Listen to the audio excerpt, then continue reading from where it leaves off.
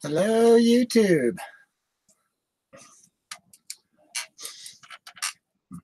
It's Saturday night. Just figured I'd come on here, give you little guys an update. I know I haven't been around much during the week. It's Saturday night. Hold on. Just figured I'd come on here. I got feedback. Give you little guys an update. There we go. Solve the feedback problem. Yeah. No, it's been quite the week. Hello, Anna. Annie. No, I went back to work this week. Hello, Susan. I was on vacation last week, went back to work this week. A little bit of a scare Monday afternoon. Wound up with chest pains, shortness of breath, fuzzy in the head. Wound up down at ER. And turns out, well, hello, Andre. I'm Andre? Okay. And, yeah, wound up down at the ER. And they ran an EKG on me. And turns out I was having a real erratic heartbeat. And they gave me nitro for it. And other than that, my heart is swollen, which is why the difficulty in breathing, which they're not sure why it's swollen. The chest pain is feeling better today, but I fought with it all week. They wanted to run more tests to find out why. And, this week at work was ugly anyhow. I mean, some seriously long days. I come home, grab a shower, hit the bed. It's like I get a pizza out there in Calhoun on my way in and eat pizza while I'm driving, so I'm ready for bed when I get home. But, no, it's been some really long days. And I'm still having a little problem with the back. I've got the back brace on here tonight. Had it on all day. But, yeah, I'm still here. Anyhow, next week's going to be ugly too. But I just figured I better come on here and let you guys know, hey, I'm still alive. I'm still around. Well, not sure. They're not sure because, it's like your heart is swollen. And I'm like, it is. And they don't really have an answer for it. But it seems when it's swollen, it doesn't pump blood as efficiently and all. So, that's part of the fuzzy in the head bit. And so they wanted to put me on light duty until they find out why. And I'm like, no, I get paid by the case. I don't want to be on light duty. So, well, I've been through 2 heart surgeries. And the first time I was within a couple hours of being dead, but too many things went right that day. I'm still here. So, I kind of know what to look for if I've got a problem coming on. And it started coming on in the morning. And it's like, okay, I just kind of paid attention to it, see if it goes away. Because I'll get heart pains every now and then. And, they'll come, they'll go. But they usually don't last too long. And after a couple hours of it, I finally took a couple of aspirin, see if that would help. And the aspirin didn't do anything for me. So that's why I finally went down to ER. But I've got an appointment with my cardiologist on the 19th. And at that point, he'll work me over really good and run all kinds of tests. So, hello, Fernando. But, yeah, I got home Friday night. I was so exhausted. However, I have spent most of the day today trying to catch up on my epilating. Woohoo! Gotta love it. I just got to get my arms from here up. Other than that, I got my legs, got my chest, got my belly. I worked on the legs some last night. But, yeah, you only get probably a little over an hour out of the battery before you got to plug it in. So, yeah. Okay, it's called hyper. Okay, I'll just take your word for the word. So, yeah. But here today, by the time I got home Friday night, it's like I couldn't hardly walk because of the pinched nerve in the leg. And so, I had a rough night last night because it just, no matter how I laid, it hurt. And this morning, got up, got a few things done. Had quite the mess here, though, this morning. Seems the firewood I brought in, with it getting warmer. because I brought it in Thursday night, and then Friday with it being warm, I come home Friday night, and man, we got these flying ants everywhere out here. And so, all right, usually they die overnight or whatever, and they didn't. You know, it's too warm right now. And so, hello, Spirit in the Sky Blue. But yeah, so this morning I get up, and oh my God, what a mess of them out here. I mean, my floor was covered with them and everything. And so we decided to take action finally. Don't have any bug spray in the house. So trying to come up with something pet safe that kills them. Vinegar, peppermint oil, and water. So completely pet safe. You can drink it.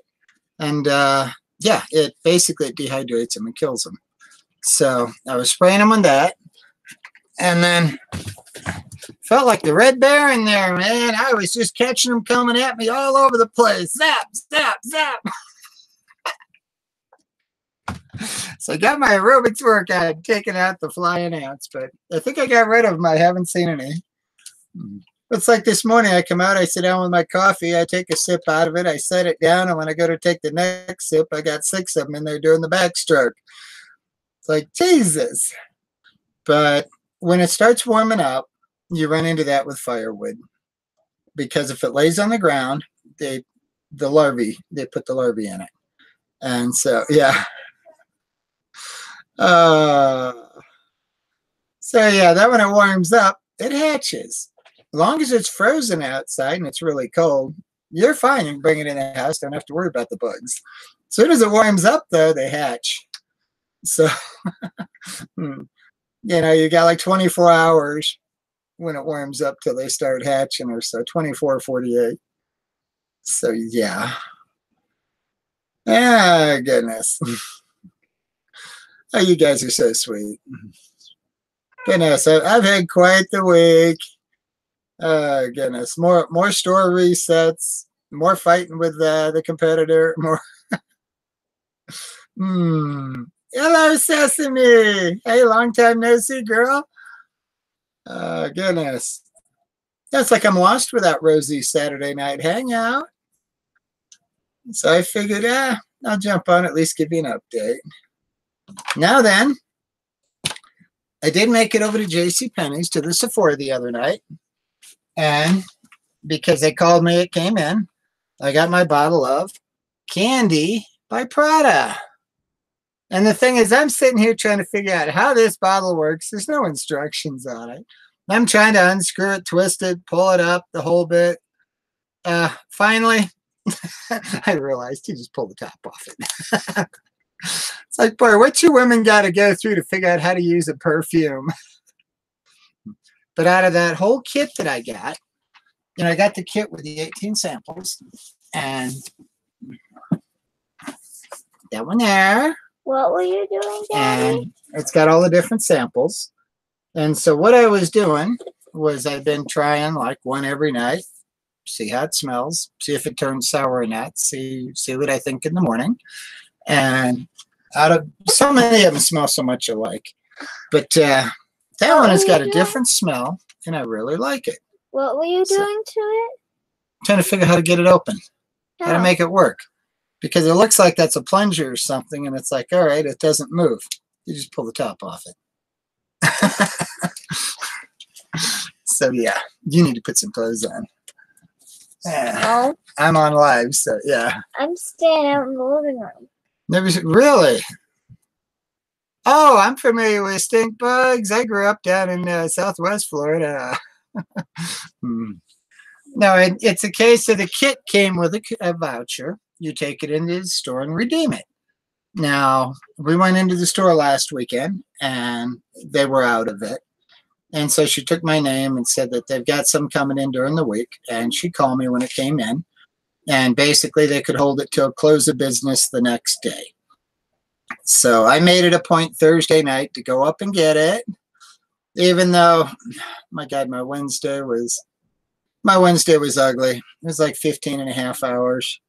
My last store, they were turning off the lights and locking the door as I left. So,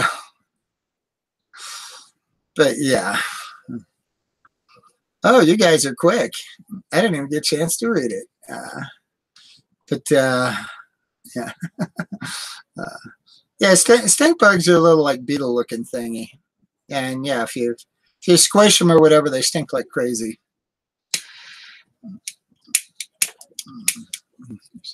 But no, I got that, and I got me a couple of new shades of eyeshadow to try. Okay, well, I've been doing the darker blue and the darker green.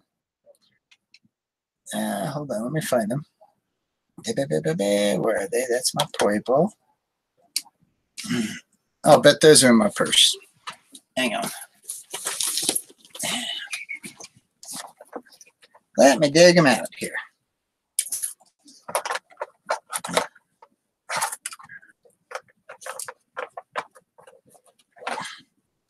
This one. And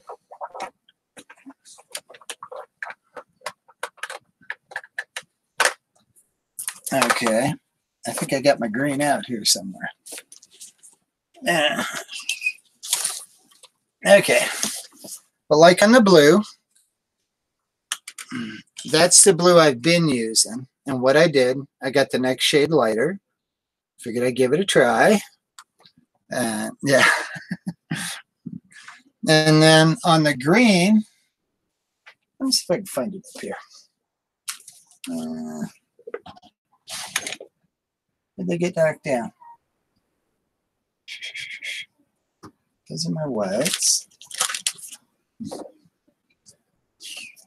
Oh, and I did get me a new white here that I use on the base, the Maybelline 24-hour color tattoo. Makes it pop. Okay, I'm not sure where my green went, unless it got knocked on the floor here or something. Unless I put it in the wrong pocket, maybe. Because I know I was wearing it last weekend. Okay. It is in here. They just get lost. But yeah, I've been doing the really light green. I got a little darker green shade.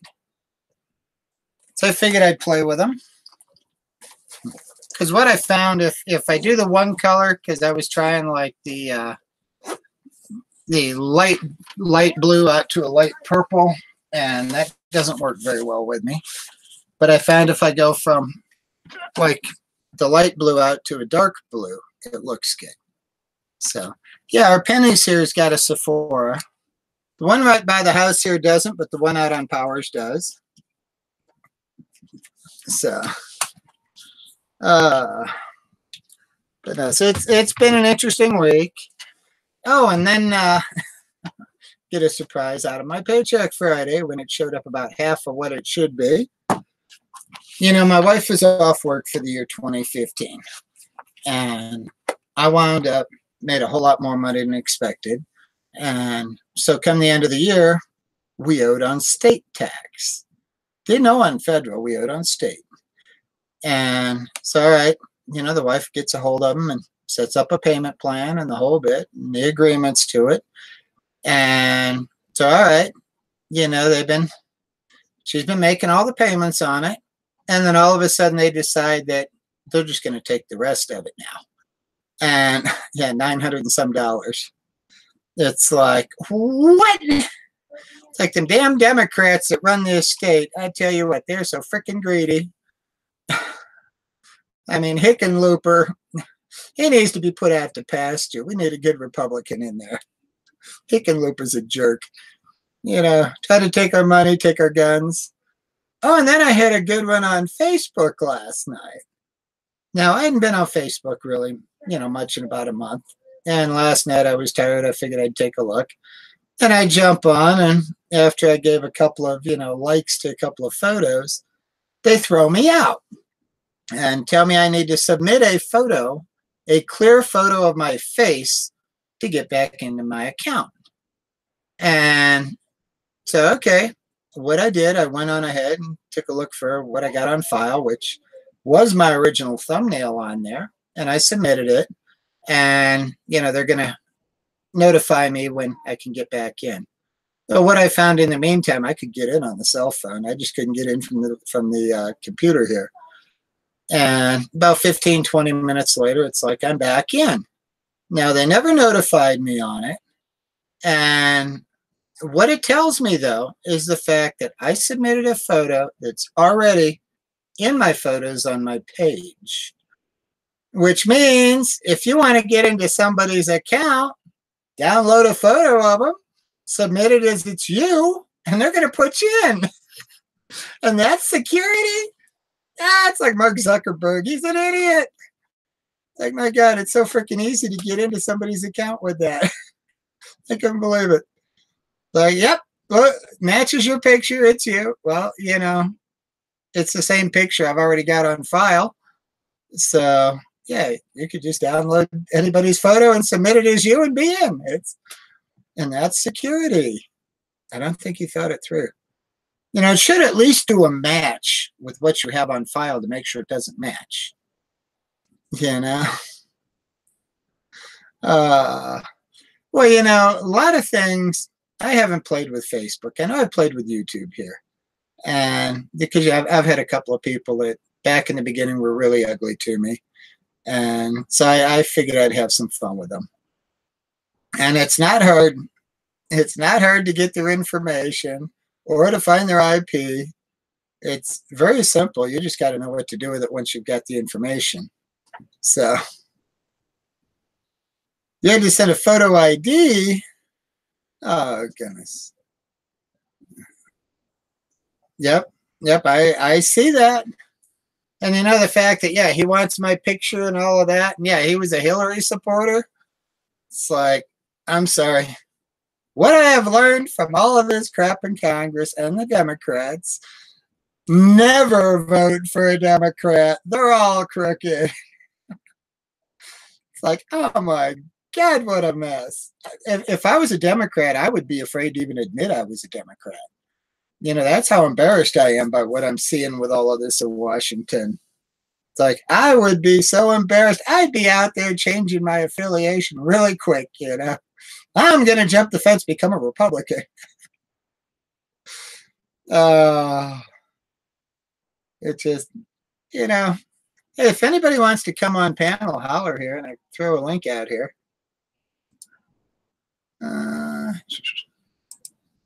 If I can figure it out. All right, how come when you don't want it to, the whole thing highlights, and when you want it to, it won't? There we go. Now, if somebody wants to jump in and shut me down, they can jump in and shut me down. But here's the link, guys. So if anybody's interested. But yeah. Now, so I thought that was kind of shaky on Facebook because, yeah, they're trying to get everybody's faces in there. I'm thinking he's collecting photos. What he plans on doing with it, being he's a Democrat, I'd be concerned. So, but no, it's been eventful. Now today, I got a bunch of laundry done. I got some dishes done. Got a nap in there. Finally got where I could lay down and take a nap, and my back didn't kill me. So that was a good thing. Now tomorrow, you know, we've Fernando, you're sweet, but you know, I'm a guy. Anyhow,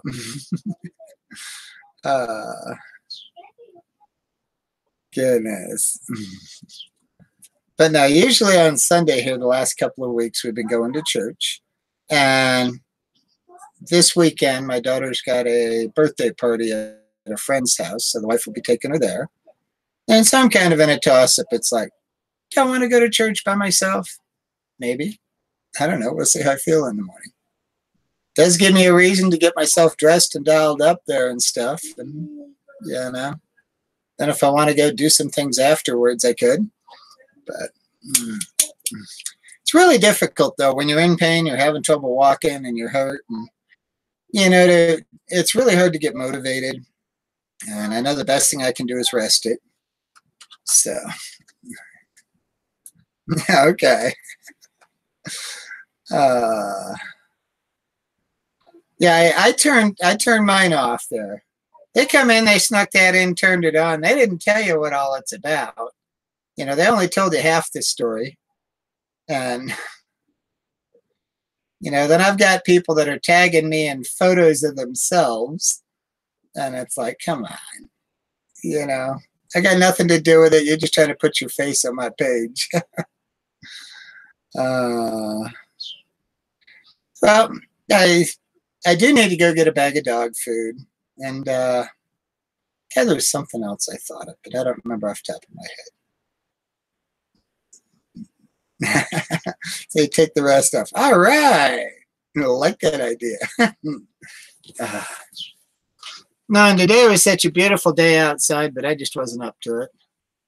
You know, I never got a shower until like 8 o'clock tonight. I got up this morning and been playing with the epilator all day, just ripping it out and taking my reading glasses and looking close and plucking out the ones it wasn't getting. Because I haven't epilated in about 3 weeks.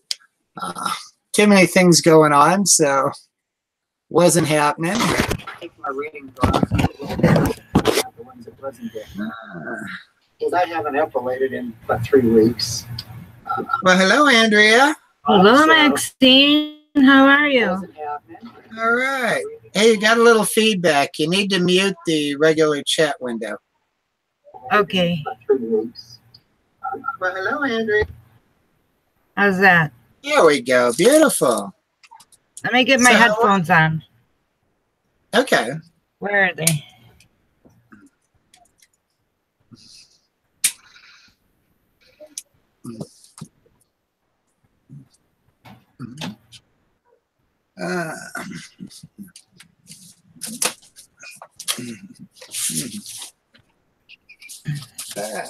I know where mine are. Woohoo! I just don't have them plugged in here. I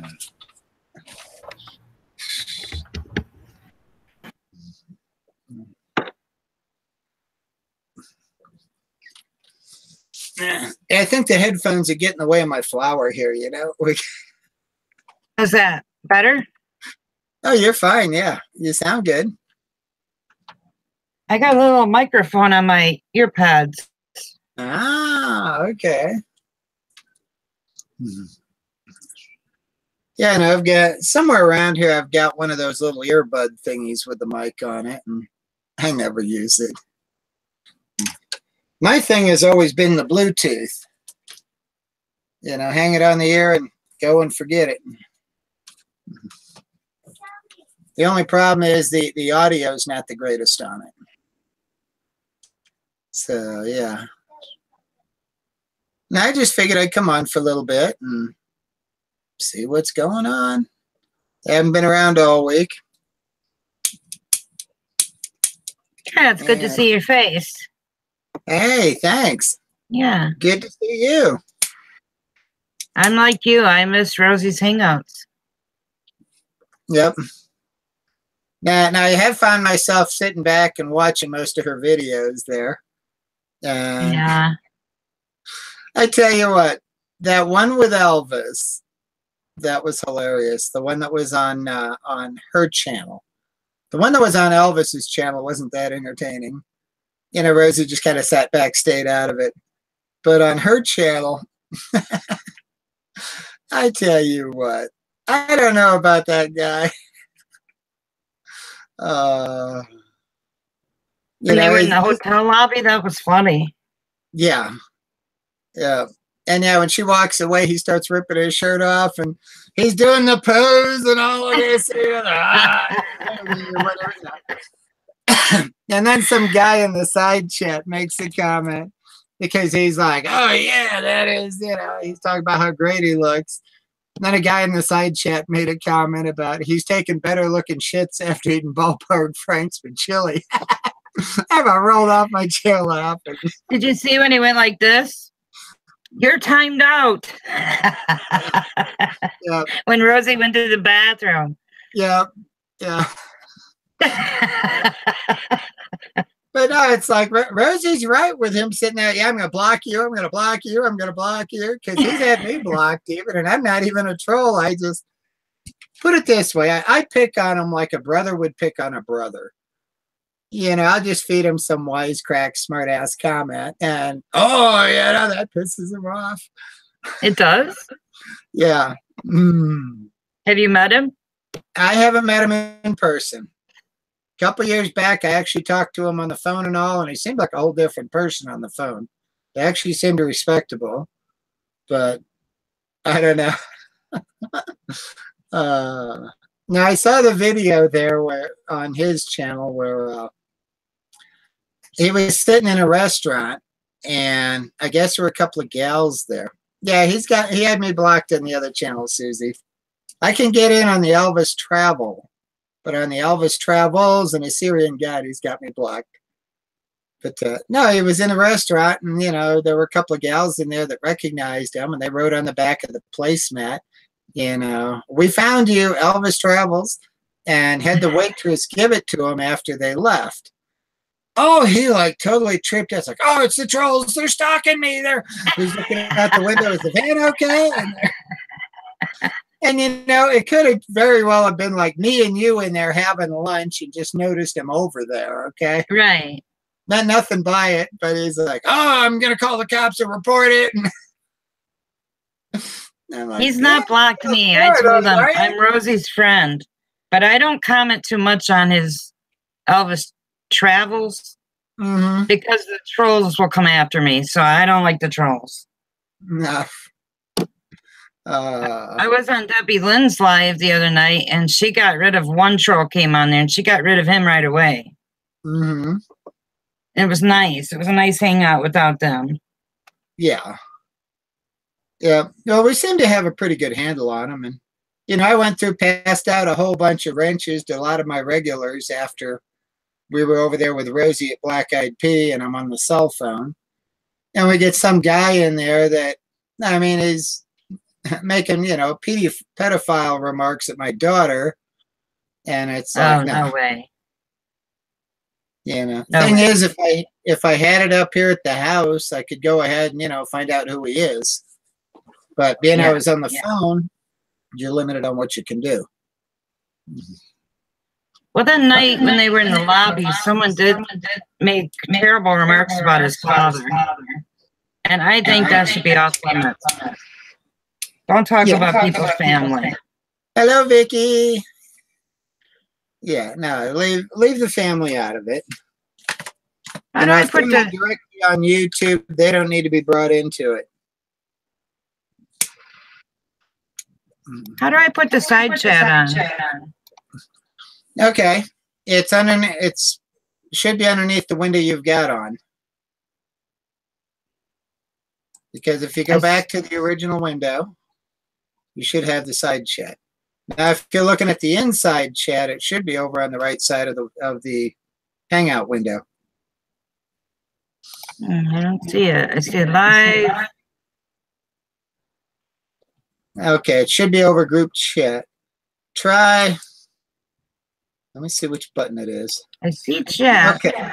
There's group chat. Okay. And then if you want in the outside chat, that's going to be back on the page you came in from. Oh, I won't be able to I'll screw it up. Well, it should be underneath the window you're on. If you shrink the window down, you should see it underneath. Whoops. Nope, that didn't work. Okay. Underneath. Is it on a separate tab at the top of your page you're on? No, I see live. Settings.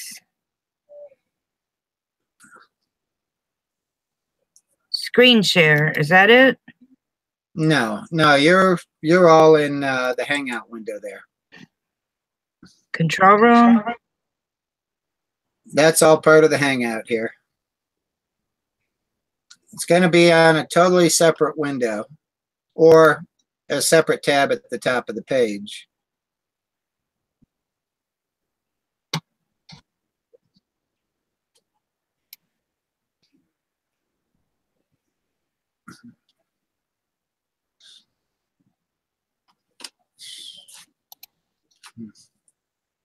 This is Yeah, group Susie's, chat. Susie's talking about cats here now. You got to spell with a K. Is that a different from Cat Riley? Because the only cat I know is Cat Riley.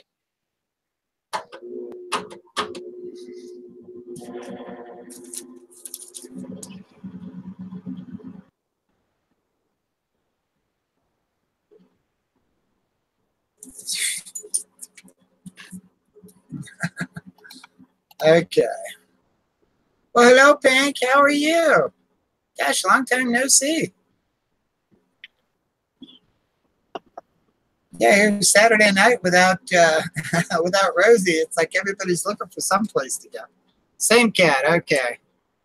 Yeah, I used to go hang out until her and Cameo started just totally ripping at Elvis, and it's like, you know what? I don't need all the drama.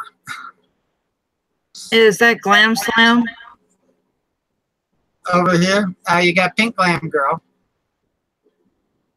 You got Richard. You got Miss Red Herring. We got Susie to anyone. I listened to one, and they were really ripping on Rosie, so I got out of there. Yeah. Yep.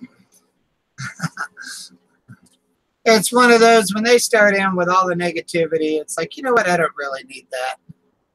And, you know, I'll listen for a little bit and then I'll turn it off. Yeah, it's like a soap opera. Yep. I'd rather see something positive than all the negative stuff and all the fighting. Yeah, I'm a happy-go-lucky person. I don't want to hear all that. Yeah. Well, you know what? I got more issues in life than to worry about drama on YouTube. You know, between exactly. all the things you need to get done that you don't have time to get done. Yeah. Yeah, they're on those chats for 8 hours or longer. I'm like, when do you do your errands and things? Don't you got dishes to wash and meals to cook and laundry to wash, you know? Yep. Well, a lot of times I'll be hanging on the side just listening.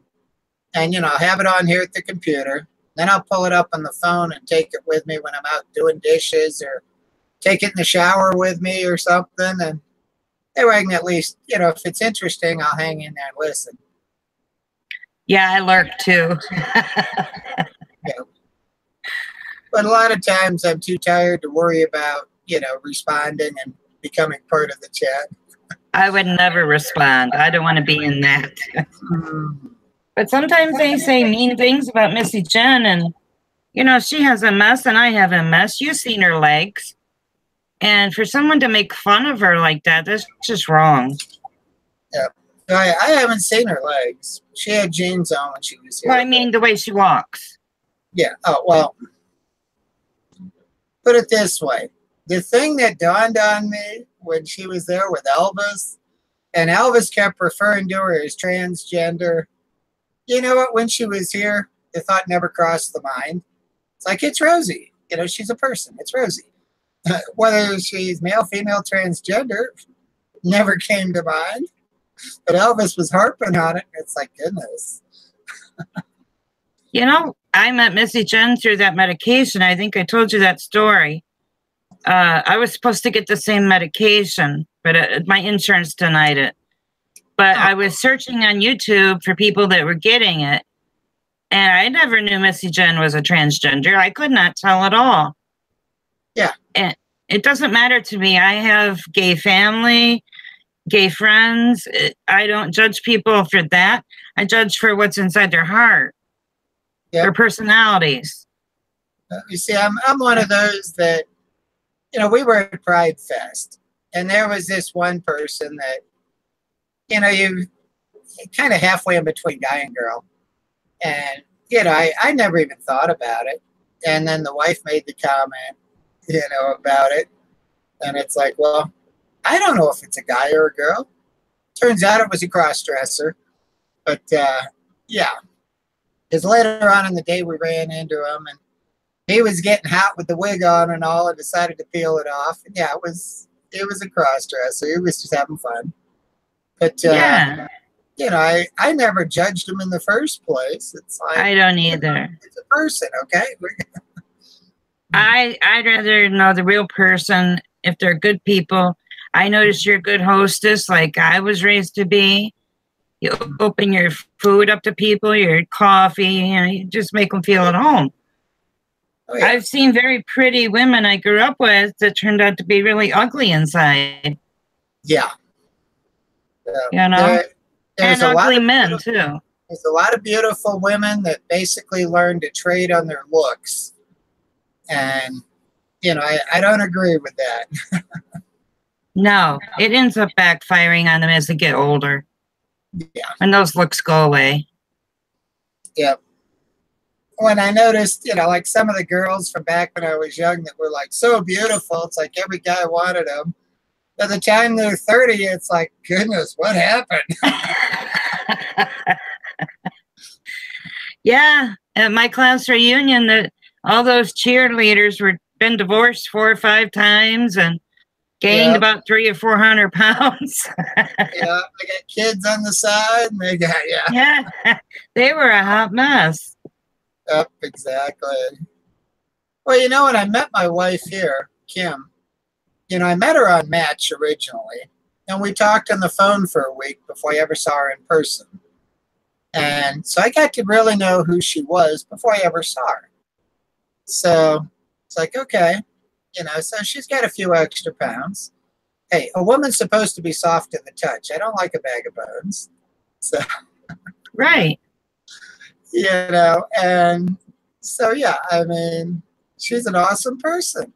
But the problem is because a few extra pounds, most of the guys wouldn't give her a chance even.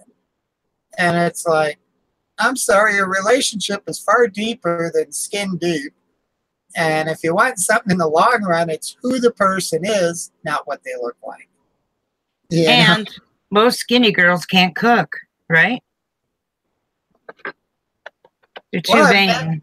I've never really gone after the really skinny ones. Like I said, I like a little meat on their bones. They're supposed to be soft to curl up to. Yeah, me and my husband. To hold on to, not like a skeleton with a skin over it. That belongs to the itty bitty titty committee. When they're that bony, you know, your boobs are made out of fat. When you're bony, you don't got anything. Yep. And if they do have it, silicone. Oh yeah, fake boobs. No.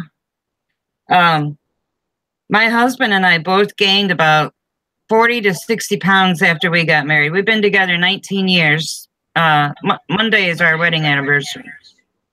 Wow. We've been married 19 years. We've been together almost 20. So we're comfortable being fat, you know, a little belly on us. Yeah. We eat good. He helps cook. I cook. Well, we both cook here. The problem is during the week, neither one of us feel like it. So quite often we'll grab something on the way home. And so, yeah, with them nailing my paycheck the way they did, it's like, okay, you know, we're not going out to dinner this weekend. I got some Salisbury steaks in the freezer. I could throw some baked potatoes in the oven. You know, we'll make it through. Yeah, we got a deep freezer full of meat. And we got pinto beans and the staples, potatoes. We got stuff to eat. But we're not going to starve here. I've got a 6-month supply of food with a 25-year shelf life in the bedroom. So, are you a prepper? A little bit. I got 260 gallons of water right behind my computer desk here.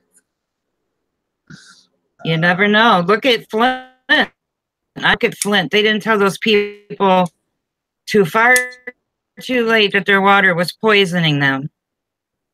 Yeah. And they say the terrorists can attack our power grid, our water. So I saved my son when he was in the Army, gave me a bunch of meals ready to eat. Yep. And I saved them. You never know. Yep. Well, and when my wife was out of work for the year, you know, I'm trying to carry her bills, my bills. Hello, Rob One Out. And, you know, there were weeks when there was no money for food. And so it's like, all right, we'll go break out a few cans here. We'll be all right. Yeah. It's good stuff. It's all Mountain House food. So, it's lasagna, beef stroganoff, and, things like that. And it's like, it's good stuff. All you got to do is boil water. Yeah, the MRE even it's a high calorie meal meant for soldiers, but it's got a little heater in it. It's got coffee, I think a piece of chewing gum for like dessert. And you could actually make that stretch out all day long. So we're covered in cases like that. It's just like I heat with wood here. So in the winter, if we get a nasty storm and it takes out the power, I still got heat. Yeah, I love gas stoves and gas heat. Yep. Well, I heat with wood only because I don't like to pay the utility bill. What got me started, our utility company pushed through on the ballot this rate increase. And right after we voted it in, the utility commissioner decided to take a $50,000 a year pay raise, putting him at $326,000 a year plus bonuses. Oh my God! You're off and started burning wood. Like, I'll be damned if I'm going to support him. We have a cast iron fire stove in my mom's basement. We used to use it a lot, but she's not had the flue cleaned out in quite a bit, so she's worried about a fire. Yeah. But we used to use that a lot. Yeah, I just replaced my stack here inside this last fall because the pipes had gotten to the point that they were rusting on the seams and the swivels, the curves. Yeah. And what would happen is if you bumped the fireplace, it would disconnect.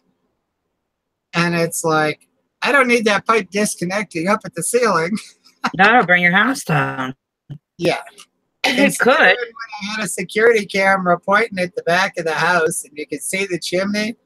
Yeah. I come in the morning, I stock it up to warm it up in here because I can raise the temperature in the house like 20 degrees in about 40 minutes. And I'm looking at the camera and I'm shooting a flame 2 feet out the sides of the top cap. Oh my God. I'm like, okay, yeah, it's hot. Yeah, an iron worker, my friend's dad was an iron worker. He built in a fan inside of his potbelly stove. But I noticed you turned one on that morning when Rosie came in for coffee. What I've got here, if you can see in the black square up there? Yeah. That's a little box fan that I cut into the wall behind the fireplace. And it lines up with the hallway to the bedrooms. Oh, that's good. And so I'm taking the heat off the ceiling and I'm blowing it down the hallway. That's a good idea. Yeah, it works really good now. We burn the fan up about every other year. Why sleep with one on me? Yeah. Well, we've got a ceiling fan and I always turn the air conditioner on. I've got to have the white noise in the background and the airflow, or I don't sleep. I do too. I do too. And my feet stay hot. I turn the air on and curl up under an electric blanket. I do too. Yeah, I meant to ask. I didn't know how to ask Jen and Rosie about their hormones, but I'm going through my change where my estrogen is dropping. And I get the worst hot flashes ever. And so I have to keep that fan on me too for that. Well, what I find is usually when I get in bed at night, I'm cold. And, because I'm tired, I'm exhausted. My body's not really producing heat. Right. And then in the middle of the night, I get hot. And so then I'm throwing the covers off. I keep one leg kicked out of the covers. But I do turn the heating blanket on and have a fan on me. Yep. Got to keep the air moving. But then we got 2 dogs that sleep with us every night that they like to get on each side of my legs and just completely pin me down. And yeah. Yeah, I think mine's right there. I don't know if you can see him. Do you see him? Kind of a smaller dog? Yeah, he should be right there. Okay. Yeah, he's a half Chihuahua, half Jack Russell. Ah. He's Well, camera shy, but he sleeps with me every night. Tyson is always the first one in bed at night. He's 120 pounds. And then Cocoa Puff, the pit bull, is 97. And when they get on each side of you and they pin you down to where you can't move, and me with the problem in the back there, that right leg just fires pains when that nerve pinches. So when they pin that leg down, it's like, oh, does it hurt? I bet it probably wakes you up. Oh, yeah. Yeah, big time. I got to get out of bed, come out here, sit on my vibrating bed to get it to loosen up some before I can go back to bed. So, yeah. Yeah, that's the worst kind of pain. MS causes that pain. And I get it in both legs, and then I get spasms. It's just the worst kind of pain. Nothing helps it. No. Maybe get up and walk around sometimes. In my case, it's compression of the spine. My lower back, I don't have hardly any disc left to where it's right at that point where it'll pinch on those nerves. Right. And it's a fine line because any little bit of swelling and that nerve is pinched. Well, I did go get those shots in my back 2 days ago. You should look into that. Well, what I'm thinking of, because here the wife's trying to get me set up with an appointment with my regular doctor on the 19th also. Because from what I've been told here on YouTube is they've got a new procedure, pretty much non-invasive. They basically just go in and reinflate the disc, and then you've got like a 12-week recovery, which actually makes sense because when you reinflate the disc, the wall's going to be thinner, so it's going to take a little time to thicken up again. You know, so that it makes sense, and I'm thinking of checking into it. You know, I didn't want them going in, carving me all up and doing all of this to it, because so many people I've talked to, you know, sometimes it helps, sometimes it doesn't. Sometimes it makes them worse. Yeah. And it's like, I know what I've got now. Yeah, I limp on it. I'm in pain. I can still function pretty much. I can still get the job done. But, you know, I made Employee of the Year last year, and then I showed up at the Christmas party in a dress. I worked for Coca-Cola, so we had some 300 people in the room, and I come in a dress. Well, and then I went Employee of the Year. It's like, wow, what else crazy could happen tonight? Be yourself. Life is short. Be happy. And so my goal is to be Employee of the Year again for this year. Otherwise, it opens the door for people to give me crap. You know, long as I'm number one and I'm on top of everybody, nobody's going to say boo to me about it. No, they won't. But it's great motivation to keep me going. Yeah, if that makes you happy, be happy. Yeah. Follow your dreams. I tell you what, it's great motivation. So, you know. And it's great that your wife supports you on it. You know, she's not insecure about it. No.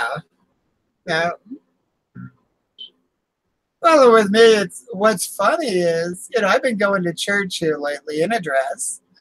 And, you know, the first time, people were kind of a little quiet. And now they've kind of all opened up to where they all want to come over and talk to me. And they're all just so nice. And, you know. Because you're a nice person. Yeah. And even the bishop came over and talked to me the other day some. And, you know, the whole bit. And it's like, goodness, they make me feel at home there, you know.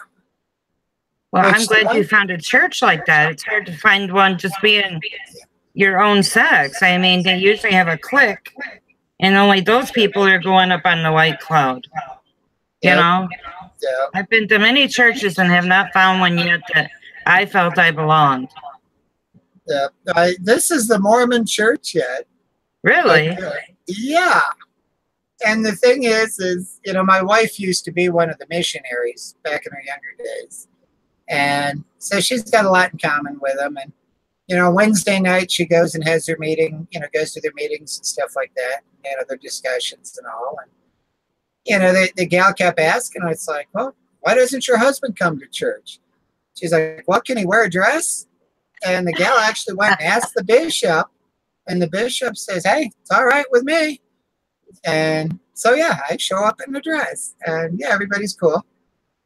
But Well, I it's figured, about- all right, It's you know, about it's not up to fellowship. them to judge me. It's up to the man upstairs to judge me. That's exactly right. He judges us, not humans.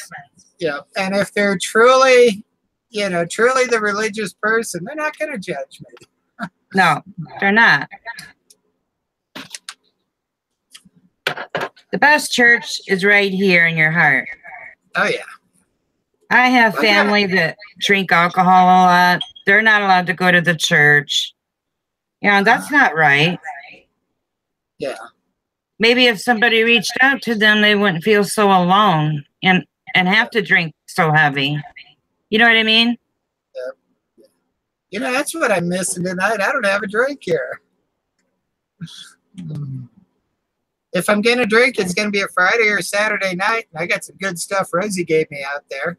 Yeah, Debbie Lynn did a live and she showed hers off. She explained the charcoal process too, or the aging, I mean. Yeah. That's pretty cool. Tell I've you never what, had it. let me go get me some there. Okay, I'm going to get me a cigarette. Okay.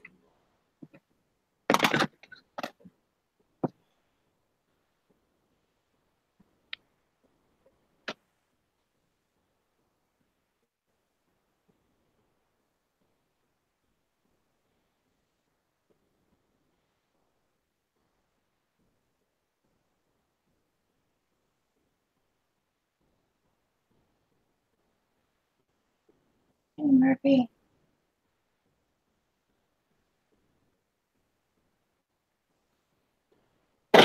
Ow.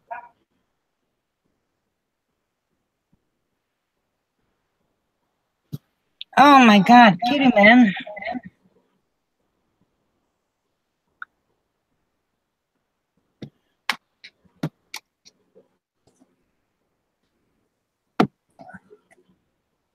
All right. Yeah, I figured I'd hit it hard tonight. Usually I only do about a half a shot glass. I got about 3/4 here. Is it smooth? Oh, this is awesome stuff. It's got an awesome taste to it, but boy, does it clear the sinuses. I figured I'd hit it hard tonight. Yeah, Debbie Lynn said it was real smooth. Oh, it is. It is. But yeah, 190 proof. Whoa, is it that strong? Yeah. Yeah. You better she's be got careful with that. Yeah, that's why the little bitty shot glass. Yeah. Might help you sleep tonight. Oh, we'll give it a try, because if I'm going to drink, it's going to be a Friday night or a Saturday night. I used to drink. I used to like having a couple beers or Jack and Coke.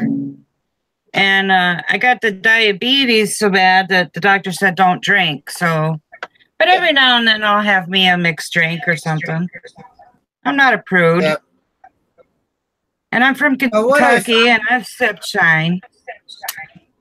But what I find, it slows me down in the morning. Makes it tough to get out of bed. So with work, when I get out of bed, I got to be ready to run. And I got to be ready to run for the next like 12 to 16 hours. So, wow. You work that many hours a day? Oh, yeah. Yep. Yeah, 12-hour day is a short day for me, but I get a lot of days that are 13 and a half, 14 and a half. I get it every now and then, one 16, 16 and a half.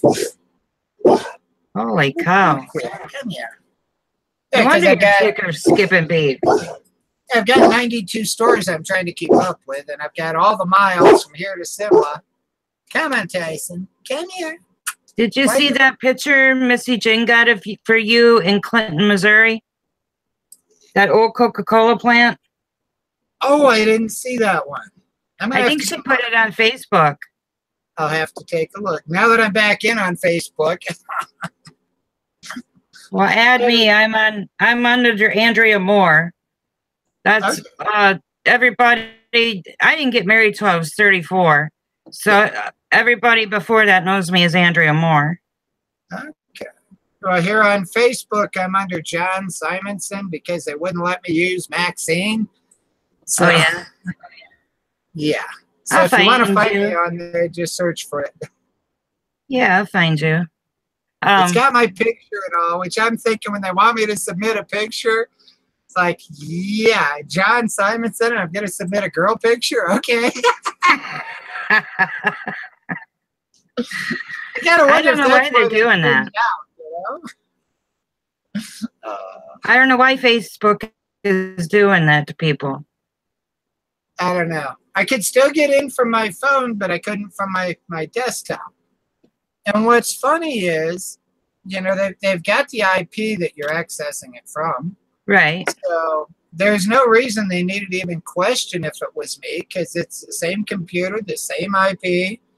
You know, nothing's changed, but oh, suspicious activity. Just because I haven't been on in a month and I decide to take a look at it, that's suspicious? That's ridiculous. Yeah, it's like, you know, if they don't want me on there, I'll leave. I got no problem with shutting it down. Well, I kind of switched over to YouTube, so all my Facebook friends are like, "What happened to you?" I said, "I like YouTube better." I love the environment on YouTube because it's kind of more on your own terms. Whereas Facebook, my God, when I first got on Facebook, I had people calling me all hours of the day and night to the point I had to take Messenger off of my phone. And I'm ready to take it off. It's annoying. yeah. I've asked people, don't do that unless it's an emergency. Yeah. But then they'll still send those chain letters. Yeah.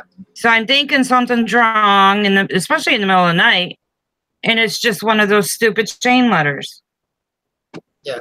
Susie says she gets alerts from Facebook every time she goes in. So, which I don't get alerts from them, but I sure do get an awful lot. Even without Messenger, I get 9 million comments that pop up on my phone all day. Yeah, it's annoying, isn't it? Well, you know, if I've got a minute, if I've got to stop and eat, you know, if I'm having something for lunch I can't eat while I drive, then I'll sit there and thumb through it real quick and see what's there. But most of them wind up on there and they roll out, so. Yeah, I'm on there for a minute. Sometimes when I was bedridden, I would be on it more, but I play a game on there. So people would see me online and start sending the messages off. Didn't even know they had games. Yeah, I like a couple other games on there. Yeah. But what I found is that the ones that kept hitting me up on Messenger were all the guys from, you know, the Middle East. Oh, those are fake. Fake accounts. Yeah. Yeah. And here, you know, I had one guy that, all right, you know, he's wanting to know, all right, where are you from? Colorado. It's like, what county? It's like, wait a minute. You know, he's trying to just dox me is what he's doing. Because if he's got basically your name and the county, they can go pull county records, find out all about you. What did they do with that information?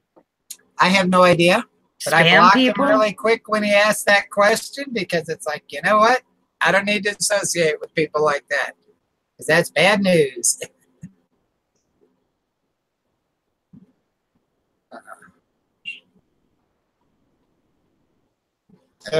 Yeah. Annie's saying turn them off. It's in Messenger settings. We tried everything to stop the calls, and there was no stopping it. I wound up just having to delete it. I mean, I went through, I'd even blocked the people, and still it come through on Messenger. So it's like, I can't go to work and have my phone ringing constantly.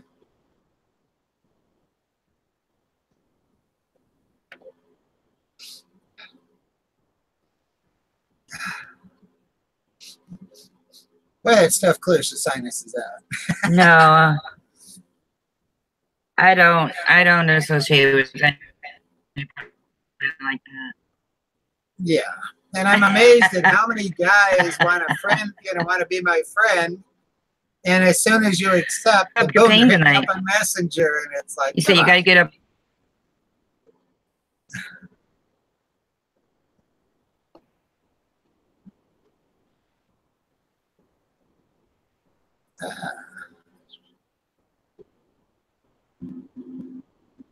And I love YouTube. You know, we've got great people here on YouTube, and you kind of have good control over it. You know, I've got my blacklist of people that have been a problem to me and stuff like that. But, you know, once you get through that and clean it up, no, it's a pretty good crowd. So I wound up, and it's like when they were hitting me up all hours of the day and night there with Messenger, it's like, yeah, I went on ahead and just defriended them and blocked them.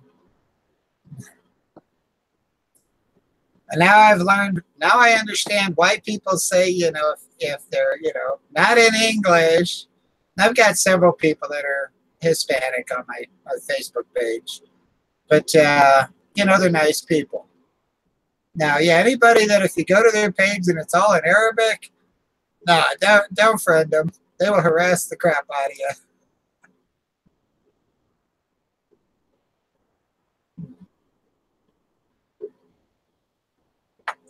Yeah, I have a, yeah, that's what I say. Yeah. Well, the thing is the guys from Arabia, that from, you know, all the Middle East and stuff, to them, women are property. You know, they can treat them any way they want. And so they just assume that because I look like a girl, you know, they can jump on there and, you know, be nasty and everything else. And it's like, nah, I don't need it. You know, you start sending me dick pics and everything else without even, you know, knowing who I am. It's like, nah, I'm going to do away with you. I don't need it. Right. You know, now if you're a good friend or something and you want to do that, then that's a different story. But if I have no clue who you even are, don't. But I like that on my page because I have pictures of my son in his uniform on there. My son told me, take all my pictures down, Mom. The bad guys can see it. Yeah. Yeah. I know some of the people that, you know, things show up on my page. They're a little risque. But come on, I'm a cross-dresser. Okay, that's kind of the nature of it. You're going to have people with that, and that's fine. You know, as long as they don't have it hanging out. And I get a lot of my ideas from watching YouTube and, you know, people on Facebook. And, you know, I'll see something that's like, hey, I like that. It looks good. So, yeah.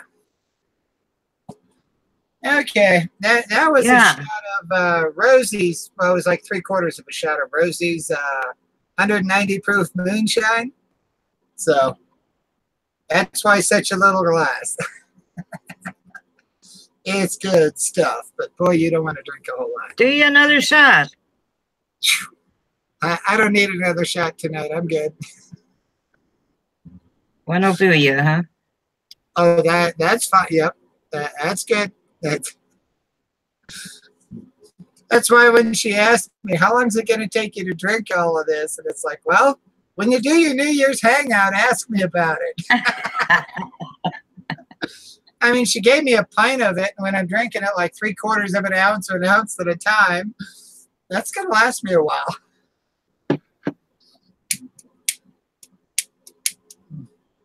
You know, 3/4 of a shot a week or something. Hey, okay, it's got a little bit of a burn to it, but man, does it clear the sinuses out. That's where you feel it the most is up here, and yeah, it does warm you up really quick.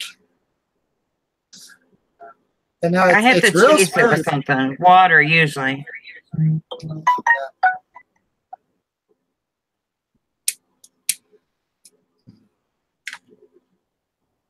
No, Rosie did an awesome job on that.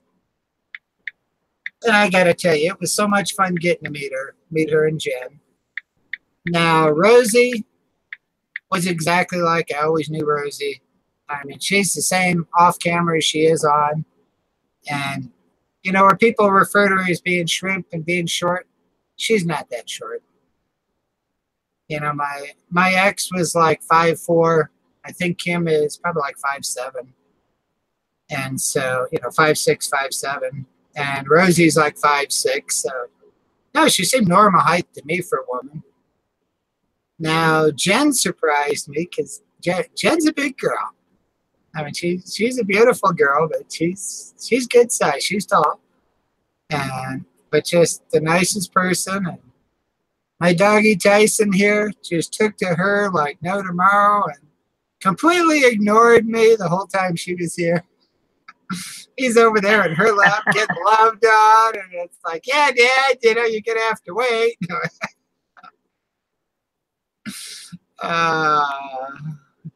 Debbie Lynn said she's going to have a big barbecue.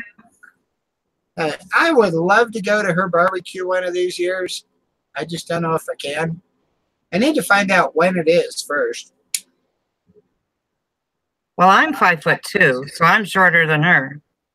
Okay. But no, Rosie, it's like when she pulled up out front, it's like, you can't mistake her. It's Rosie. Yeah, that is normal. Yep. And the thing with Rosie is she's genuine. She's going to be straightforward with you. She's not going to beat around the bush. She's very sweet. Like she sees it. She.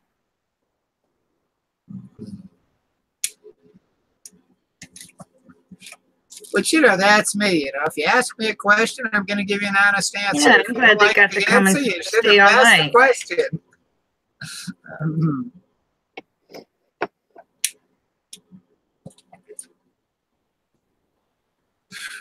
I'm going to have to go down and see Cooper at some point. Cooper's going. He told me if I wanted to fly in, he'd pick me up.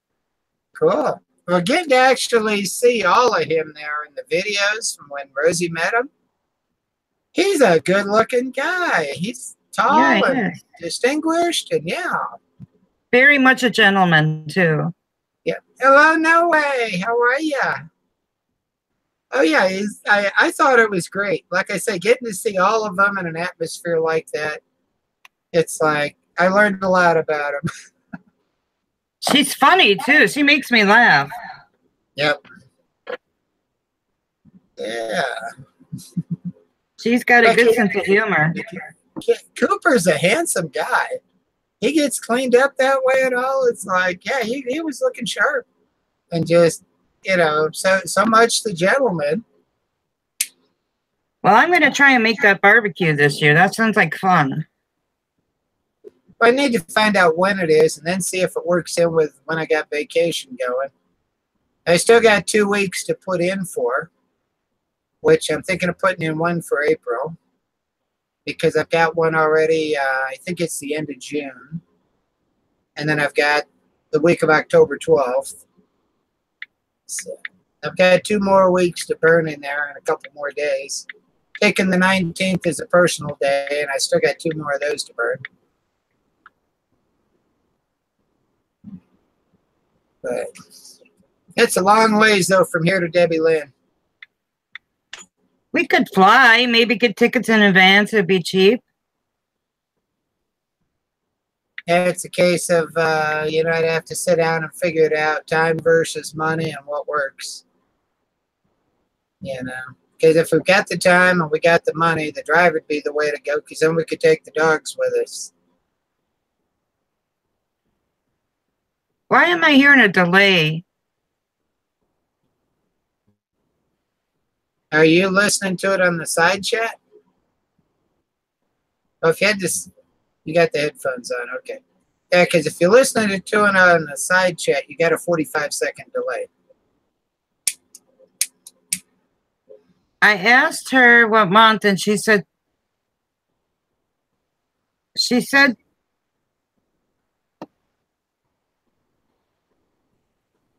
well, I thought we could fly down for at least the night or the next day and go home.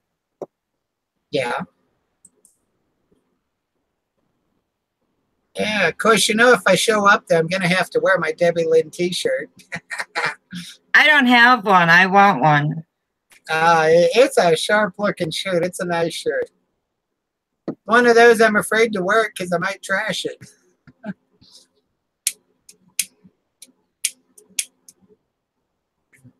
I threw the link out there. If anybody else wants to come on, you're welcome.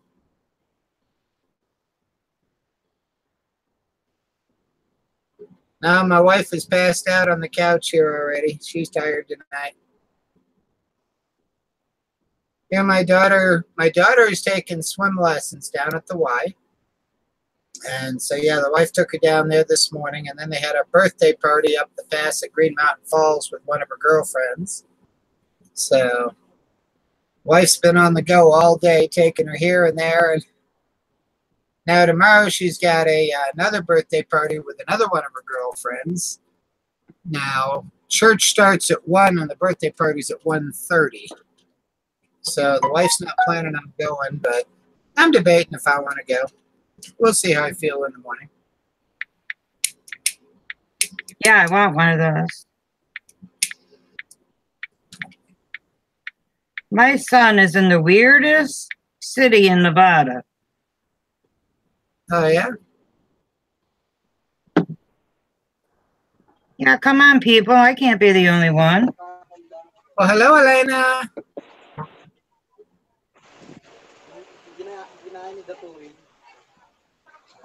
Hello. Hi, Elena. Oh, yes, she is, Susie.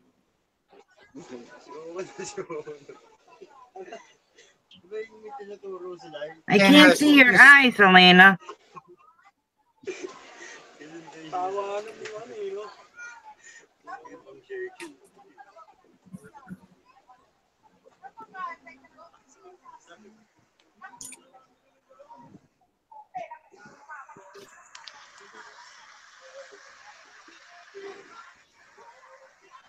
Elena, speak.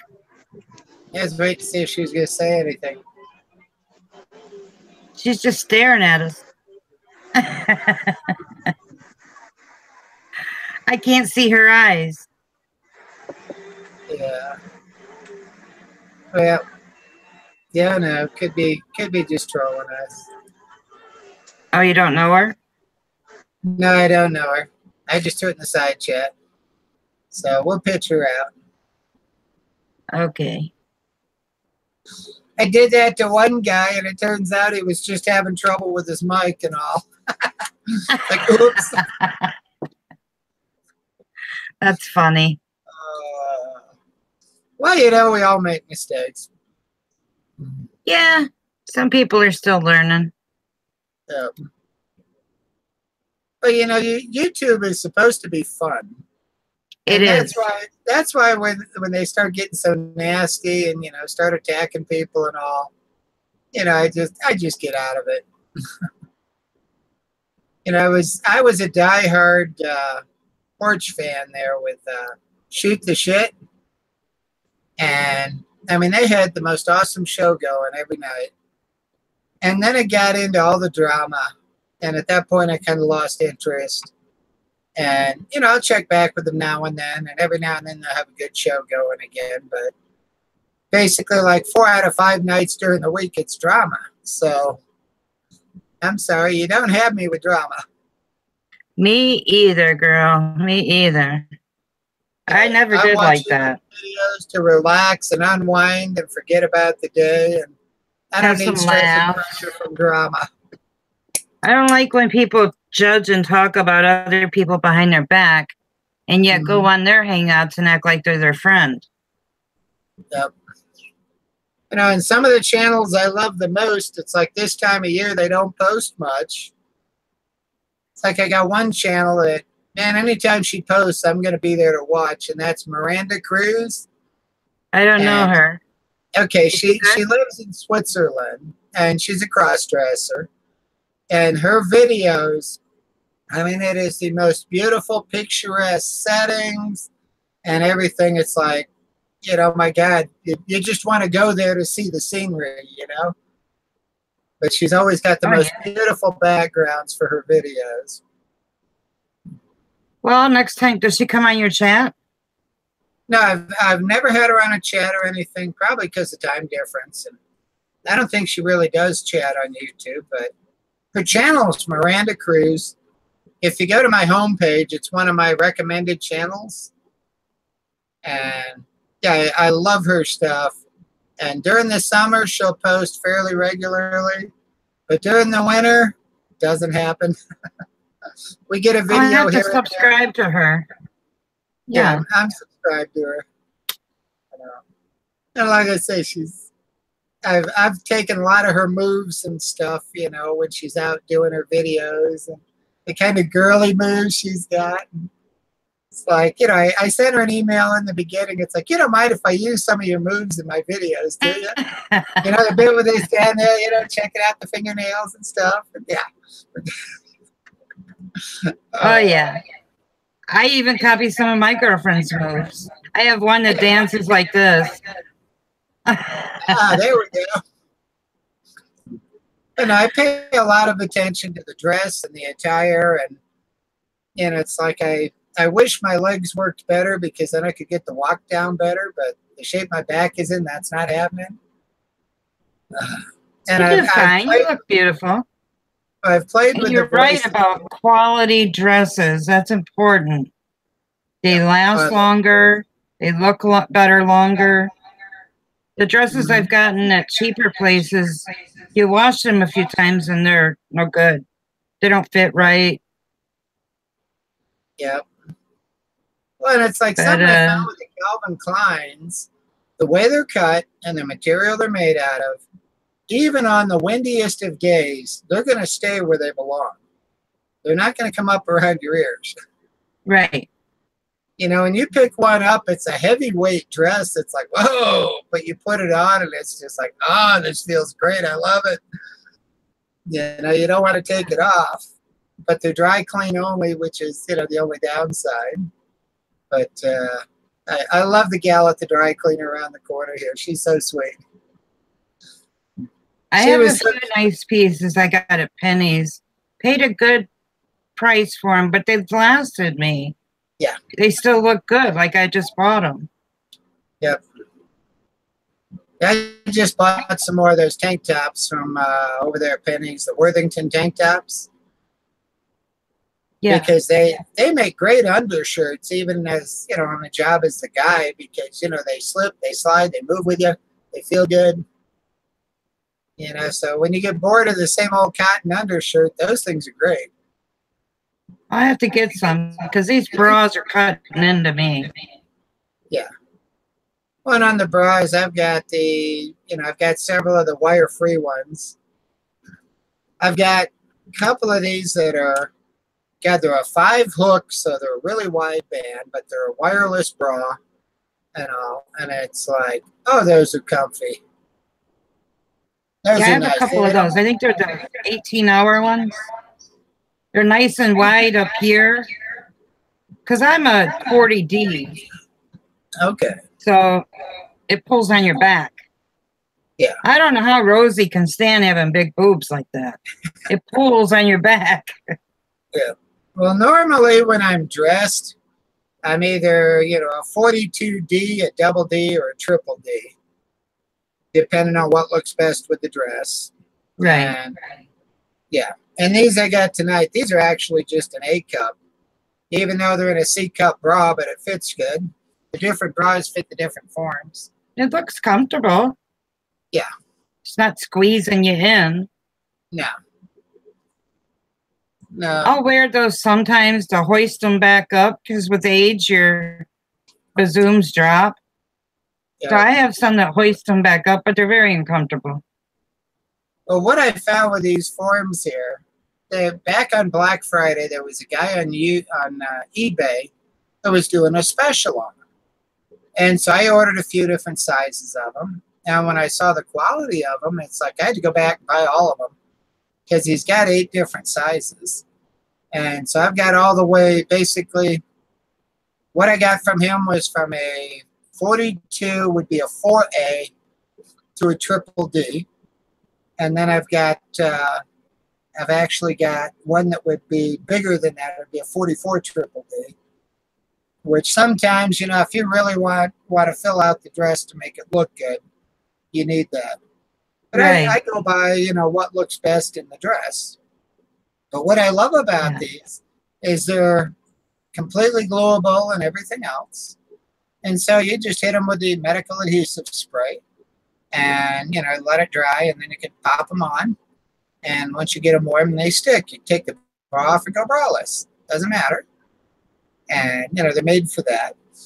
And then instead of, you know, when it comes time after you get a little glue build up, you hit it with the glue remover. And instead of taking it all off, just hit it with a little bit and wipe with a paper towel and then wash it off with the soapy water. And they become like super sticky.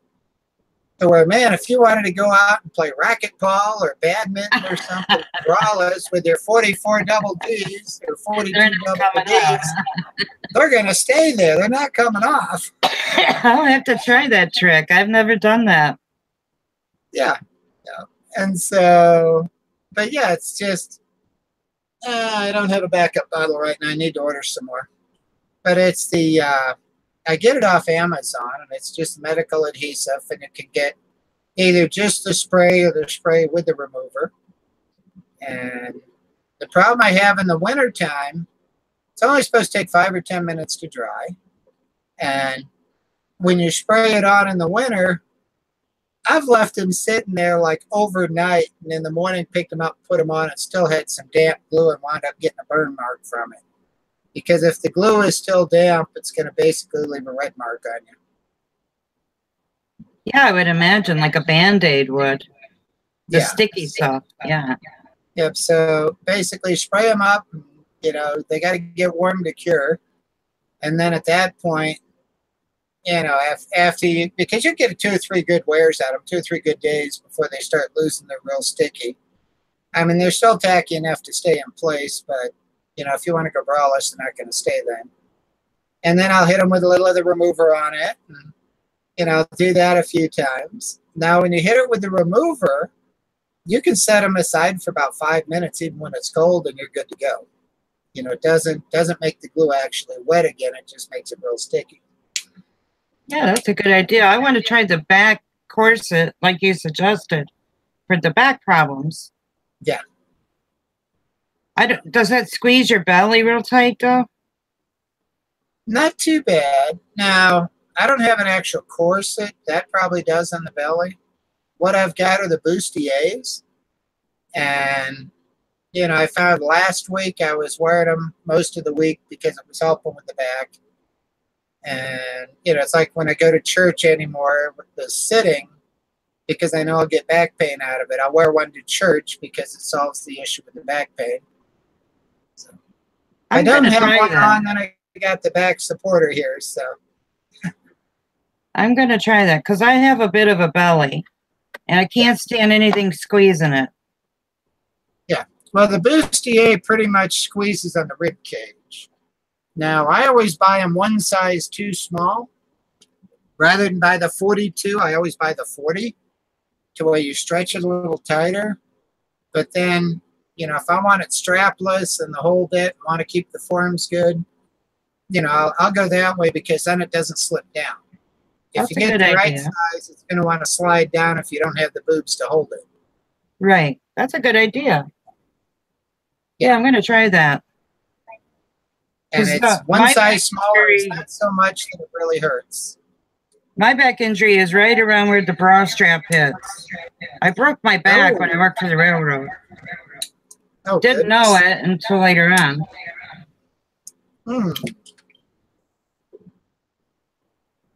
Goodness. That's got to be rough.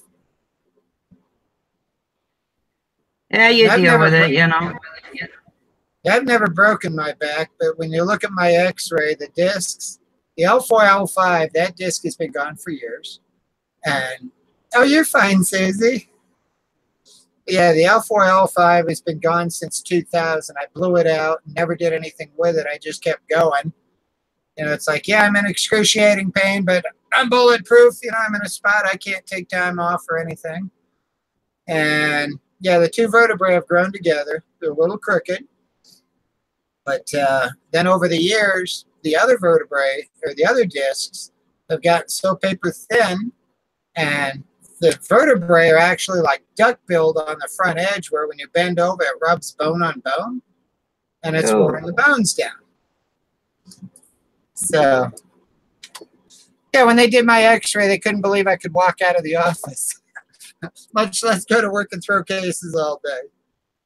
But you got to push through it. When you're not lazy. I noticed that with the snow and everything. I'm not lazy either, so you got to push through that until you just can't do it anymore. Yeah. Then I would look at the what you were talking about, the non-invasive surgery. Yeah. Yeah. Well, here on the vertebrae, let me brighten this up and see if it can. Because I got my X-ray here. Yeah.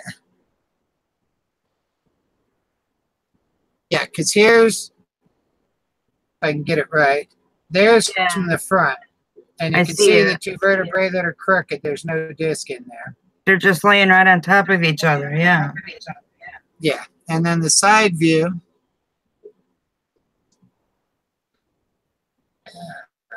Yeah, ow. So what kind of surgery could fix that? Well, that's why, you know, I'm looking at this bit. Because, yeah, if I wonder if I dim it down a bit. Let me dim it a bit. Let's try that. See if that shows up better. Yeah, I see it. Yeah, and you can just see how all of your discs are gone. Yeah. Now, when you get up to the top there, they look normal, but when you get down the lower back, there's nothing left. Yeah, I see that. And, you know, when I first went in for the x-ray, they're like, well, when did you get it injured? It's like, I haven't. And then when they saw that, they're like, oh, my God. Well, that's some 30 years of working for Coca-Cola and throwing cases every day. And then for 13 years, I did free firewood for people that needed it. So, you know, I have worked the body. Yeah, I worked in a hospital as a nurse aide forever. Then at 38, the nurses talked me into going to college to become an RN, so I did that. Then in my mid-40s, the MS started. I wasn't sure what was wrong with me, but the MS, my legs wouldn't work. The left leg drags, and then I started falling down from it, and then I finally got diagnosed with that. And it became to the point where I couldn't do nursing anymore, which was my dream job. But I still keep active. I still walk. The doctor said, oh, maybe you should go in a wheelchair. I know if I go in that thing, I'm never coming out of it. So I'll hobble along. Well, and that's with me. I know if I ever stop, I'm done. You know, I've got to keep going. You know, and I get out of bed every day. I go to work. I work some long hours, running as fast as I can, throwing cases as quick as I can. And, but yeah. Now, the one thing on there, Susie, which I don't know if you could pick it out on there. In our family, everybody has a left leg that's 1/4 of an inch short. And when you look at the x-ray, which I didn't find this out until last year, but that bottom vertebrae is actually connected to the pelvic on the side there. And that's what causes that short leg. And that's a birth defect. And so, yeah, it took me 57 years to find out I had a birth defect. It usually does. So, but I always, you know, I just wear a lift in my left shoe. Now, you can't do it in the girl's shoes. Now, I can if I've got my boots on or something. I put the lift in. But, you know, as far as in sandals, I don't. But I'm not doing heavy physical work that way. So. But no, well, work as long as you can. And then when it's time to retire, do so. You can still keep active at home. Yep. Well, you've got to be, what is it, 58 and a half or something, 57 and a half, 58 and a half or whatever. 57 and a half before you can retire at the minimum, which for me is April. So, well, I got it right after I turned 50. Yeah. But I have a lot of health problems. That's why I got it. And I had a lawyer.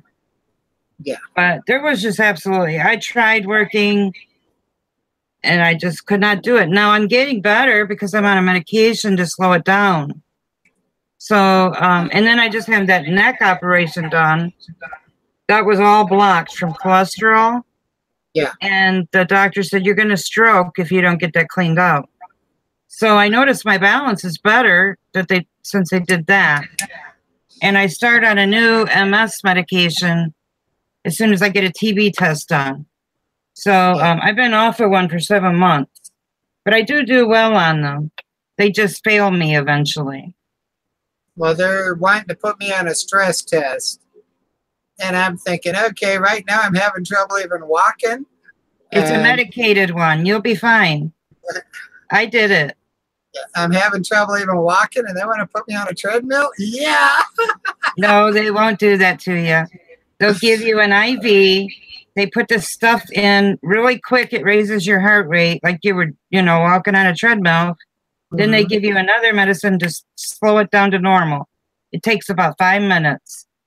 And then they take pictures of your heart while they're doing that. And they said my heart was fine. Treadmill, so. Yeah. I'd fall off. Yeah, I'm looking at that, and it's like, yeah, I can't hardly wobble around the house, and I'm going to get on a treadmill and run. No, they'll give you a medicated one. They'll give you a medicated one. It's not bad at all. My mother just had it done. She's 77. Wow. So it's a piece of cake. Yeah. Well, I'm on bonus overtime now, so I'm just happy every day when I wake up and I'm still here, Me too. So, I love it. I love life. Yeah. And it's the one thing I've learned from that, because, I was supposed to be dead New Year's Eve of 2013. And too many things went right that day. I'm still here. And, at this point, the little stuff, I don't let it bother me. I don't sweat it. I'm on bonus overtime. I take it a day at a time. I can't guarantee I got tomorrow. But, I'm glad when I wake up and I'm still here. Even though they try to kill me at work and, beat me up and everything else, and I come home totally worn out like a wet rag, completely exhausted. But, I've got a whole new disposition for it because, I'm just glad I can do it, that I'm here. That, You should be. Appreciate the little things in life. Yeah. And it's like my daughter, when she gets a little annoying, I just kind of tune her out, where she'll drive the wife up the wall, drive her nuts. Well, I just kind of tune it out, and just let her do her thing, Kids will be kids, They grow up so quick on you. My son and daughter are 12 years apart. So he just turned 30 and she just turned 18. He's out in the weirdest part of Nevada for a job as a civilian with the military, but he's in the weirdest town right now called Topana. Okay. I don't know if you ever heard of it, but there's like a military base way past there. And that's all I'm allowed to say about that. But he's been texting all day saying, Mom, he showed me pictures of like this tow truck driver driving a spaceship around. And people are dressed up like aliens. It's the weirdest town I've ever laid eyes on. Sounds like fun now.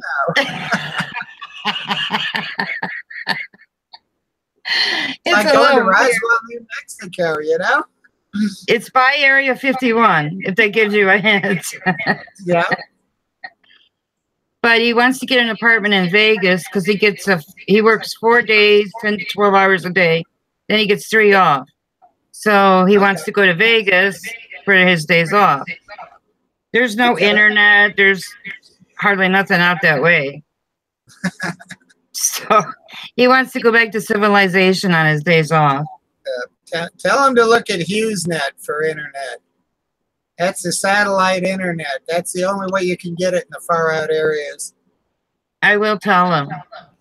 Because he said they just had like an old-timey TV, one radio station that played George Strait 24/7. Oh, good. I like George Strait, but 24/7? Come on. But once he gets he won't start actually. He's been in training in Vegas for a week. Then he went this weekend to Topana. So once he gets started working on Wednesday with his crew, that'll just be a place to crash while he's working. It's Yeah. paying really good money. That's why he went for Michigan. But he loves the Rockies. I told you he took off to Colorado Springs to meet some girl in a blinding blizzard. Told us he was going to Buffalo, New York, and he showed me a picture, and I said, that's the Rockies. Yeah. You reading the side chat? Just pulling up the weather here to see what's going on here tomorrow. Because she said, one of them in the side chat said it was going to be 70 tomorrow there. Okay, we're supposed to be 57 and windy. So. We got a pretty warm.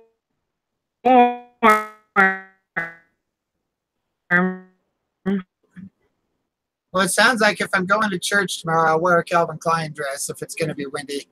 So, yeah. Yeah, Anna there was the one saying it's going to be in the 70s tomorrow. Well, you know, I am in Colorado Springs here. So I look out at the Rockies every day.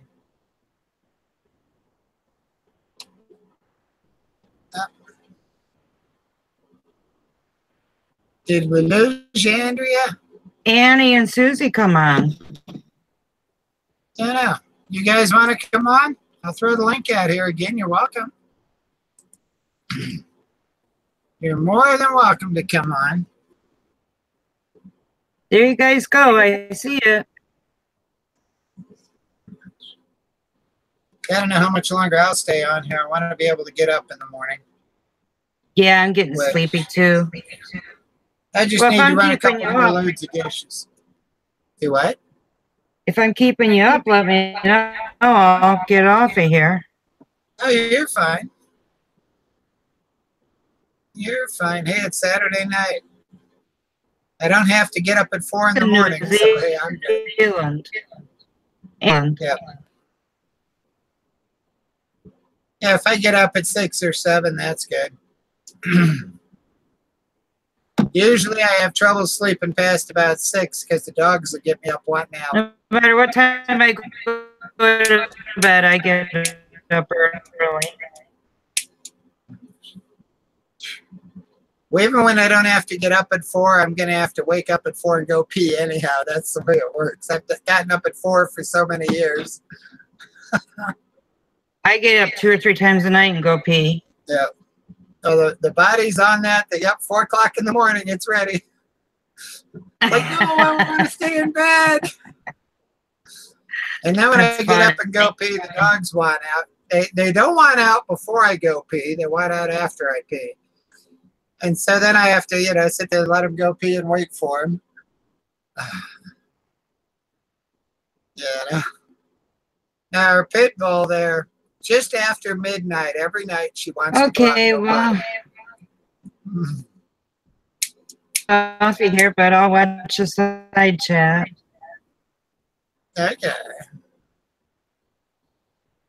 I guess we ought to get to bed, but you're way behind me in time.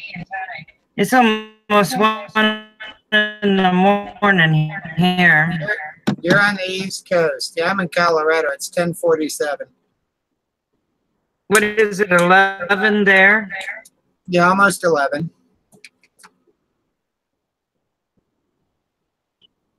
I think you're 2 hours behind.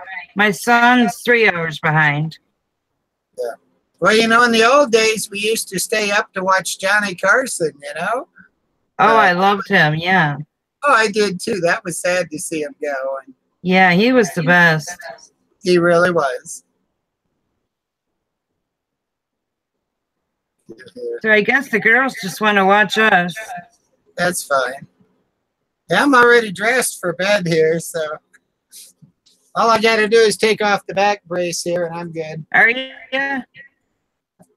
Woohoo! We'll model it for you.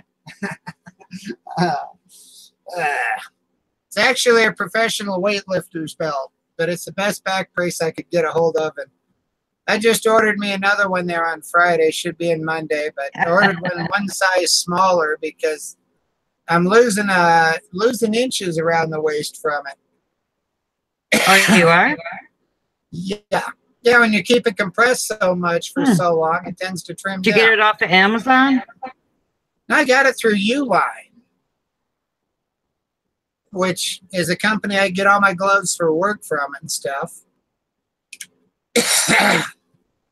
Yeah, I'll show you the gloves I like for work.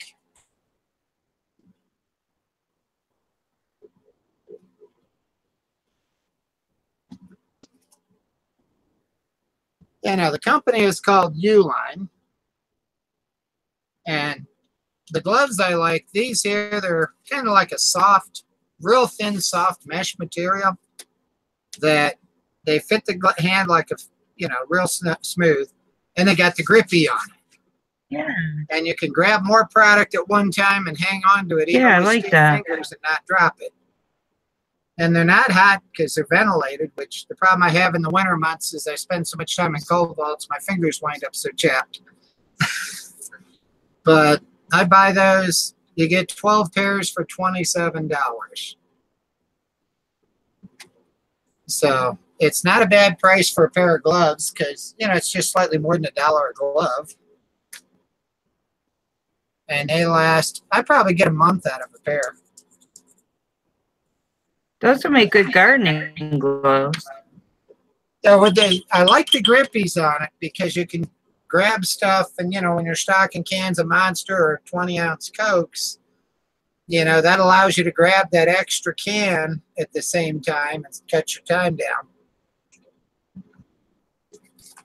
Because if you try it without them, you're going to drop that extra one. It's help out a lot. Yeah. Imagine. Yeah.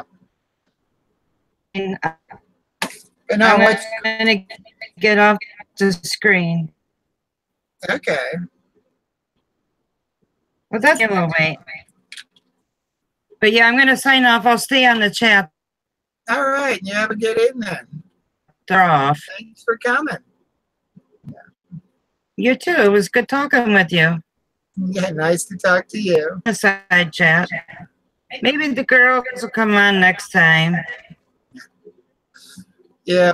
And I get nights that Rosie wants me on, and it's like, You gotta let them breathe. I'm really not up. Then baby's gotta breathe. Yeah, it's like if you want to be on Rosie's channel there, you got to be in good shape to keep up with the side chat and everything because it rolls so On her quick. panel. All right, well, you have a good evening. Okay, hon, you have a good night, and I'll watch on said. All right. Huh? Yeah, thank you, Rob One. I bought the trailer there, right before we got married, and I got it off eBay. I paid $14.9 for it, and it was brand new, and so I got quite the deal on it. And what was so funny, it came with free shipping, and I'm thinking, okay, I go ahead and I send them the payment. I paid cash for it, and I had it in my front yard 23 hours later, and it came out of Michigan. And I'm like, I can't get a letter in the mail from Michigan to here in 23 hours, but I can get a 32-foot or 34-foot fifth wheel here. That's 34-foot. And, we used it. Oh, we probably only used it half a dozen times. And then when the wife wound up pregnant, she couldn't change elevation. And then after Morgan was born, hasn't been out of the yard. But that's where the Freightliner came in, because after we bought the trailer, she sent a picture of it to Dad, and Dad wrote back, you might want to buy a diesel to pull it with. So me being the smart ass I am, I bought a diesel. Great big Freightliner over the road rig. He shows up for the wedding, and it's like, yeah, Dad, I took your advice. I bought a diesel. What do you think? And he's like, you'll fit right in with this family. But I checked into it really well before I bought it, because I used to have a Terry Super Slide, and big, beautiful trailer, but heavier than crap. Like goodness, that thing had some weight to it. And but man, it was very well made. And one of the top guys with Terry had a falling out with him and opened up a company called Puma. And what he did was he took all their best ideas and tried to lighten the weight on it and improve the quality. And he's done a very excellent job with it. It's very nice. And it's not near the weight of the Terry, but yet it's got all the same features and everything as a Terry. So, you know, I'm impressed with it. And it's got the all one-piece rubber roof, so no matter how bad the hail gets out here, it's not going to hurt it.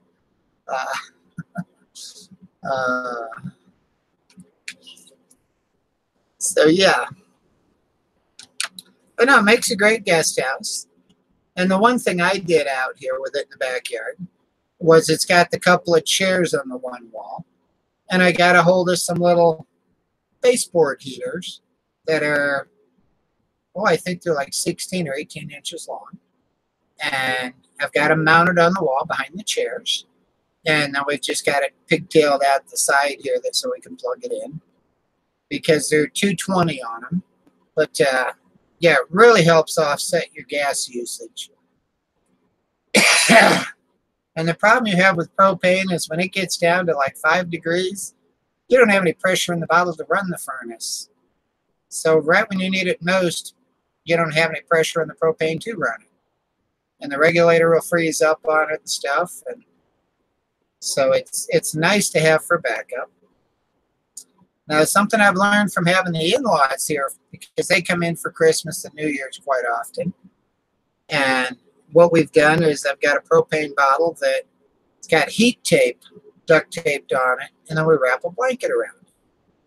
And so when we know it's going to be really cold, we put that bottle in there and plug in the heat tape. And that keeps the bottle nice and warm. You know, it probably keeps it 80 degrees. And that way you've got the propane to use, you've got the pressure behind it, so then the furnace works. So yeah, you know, when it gets really, really cold, propane heat, it's worthless. He had more problems with it until we did that.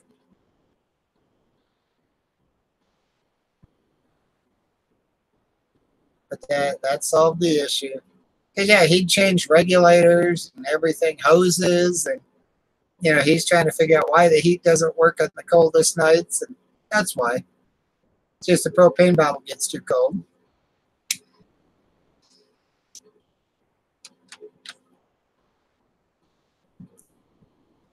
Well, you know, back before I met Kim, when I was married in my last relationship, we were basically camping like 3 weekends out of the month. You know, we were always gone camping. And first time in my life I ever had to replace the tires on a travel trailer because we wore the tires off it. We pulled it so much. And so, you know, that's kind of what I was thinking when we got this one. But, you know, life changes and, you know, the financial situations change. And, you know, it's just, at this point, I'm thinking to go camping is like probably more work than I really want to go through because it is a lot of effort, but it's a lot of fun. But we did so many things. Now with the Terry, we were flying a lot of rockets, so we were going to all these rocket launches and, you know, the Bonneville Salt Flats, the Missile Range at White Sands, the Milo Fields in Argonia, Kansas. And so with the Terry, you know, we were set up with the Terry where I had a 5,400 watt power inverter that was pure sine wave and big Xantec converter. Thing weighed like 130 pounds. And a bank of 10 of the great big 8D truck batteries. You know, the great big ones are about yay long, about yay wide, about yay high. You know, they weigh about 140 pounds a piece.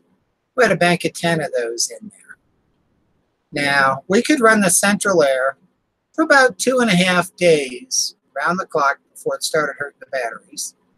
We had that much capacity with it. And, you know, it was all done with Belden 2-watt cable, solder connections, the whole bit. So we had like no voltage drop.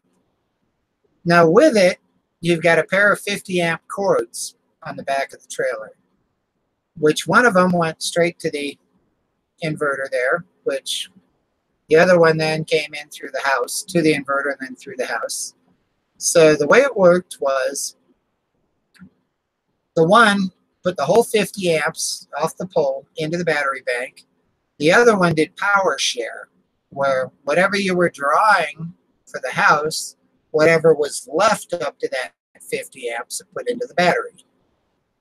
So even if we run the batteries clear down to where they were really hurting, we could pull into a campground for the night and in 8 hours have them charged clear up. But we're sucking 100 amps off that pole, blowing it into those batteries. And I could just imagine the utility bill on those campsites. Because, you know, we'd pull in and we'd plug one of those in on our box and one on the box on the other side because we needed the 50 amp plug. Now, if all you could get was a 30 amp, then it was all programmable. You punched it in on the panel there on what the breaker was you were plugged in on. So, you know, if you had a pair of 30s for the night, then all right, it could pull 60. But I could only imagine when they got the utility bill on those campsites where we pulled 100 amps off that pole for 8 hours. And we paid like $26 for the campsite. We probably sucked more juice off the pole.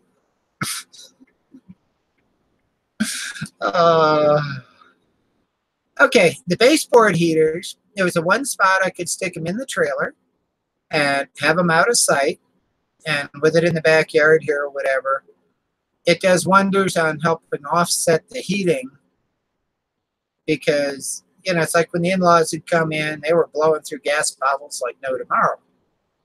And by putting the baseboard heaters in, it solved the whole issue because set the thermostat on that, you know, to where you want it, and then set the propane, you know, the regular furnace, slightly cooler. And that way the electric pretty much keeps it up. And like on the coldest of nights, though, then you've got the backup with the furnace.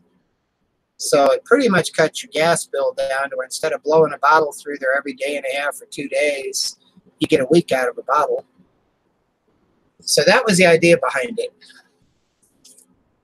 Because we just got tired of constantly going over and buying propane and looking at what it was costing us to heat that.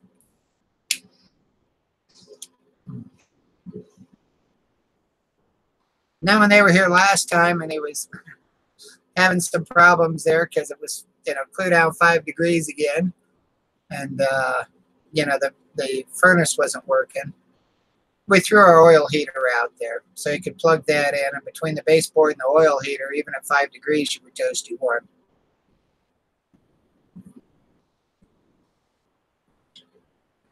You know, and Mom and Dad were here the one Christmas. It was like 13 below the one night. And yeah, no matter what we did, that's when I put the baseboard heating in it. And that solves the issue. So, and it's one of those completely maintenance free.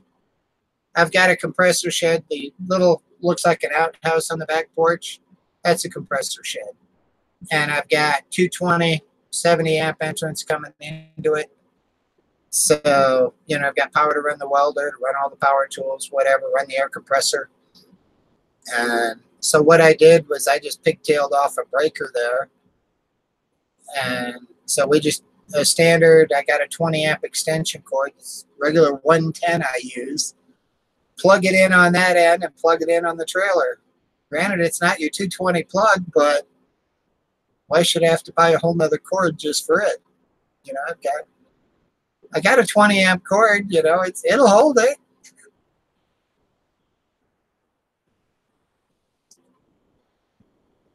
Because basically, you know, there are two 1500 watt heaters there. And so, yeah.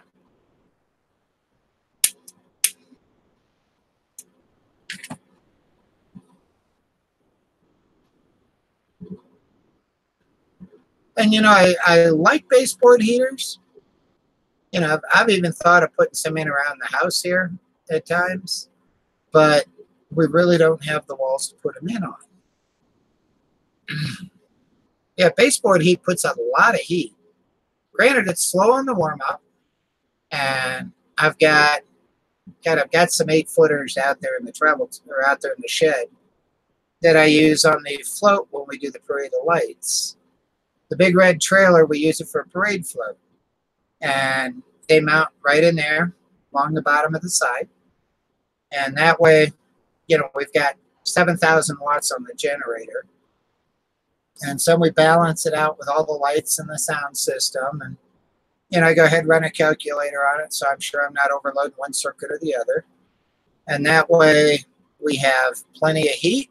We've got the patio heaters that go in there as well. And then you're also sitting on electric blankets.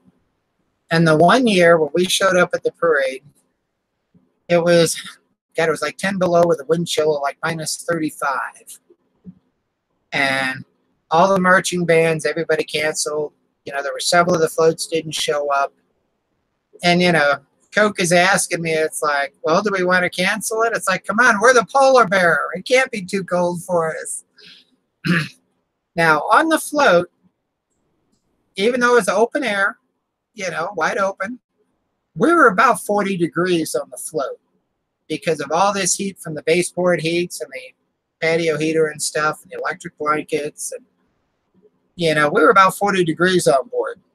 And my God, we had more people jumping on just to try to warm up and get out of the weather.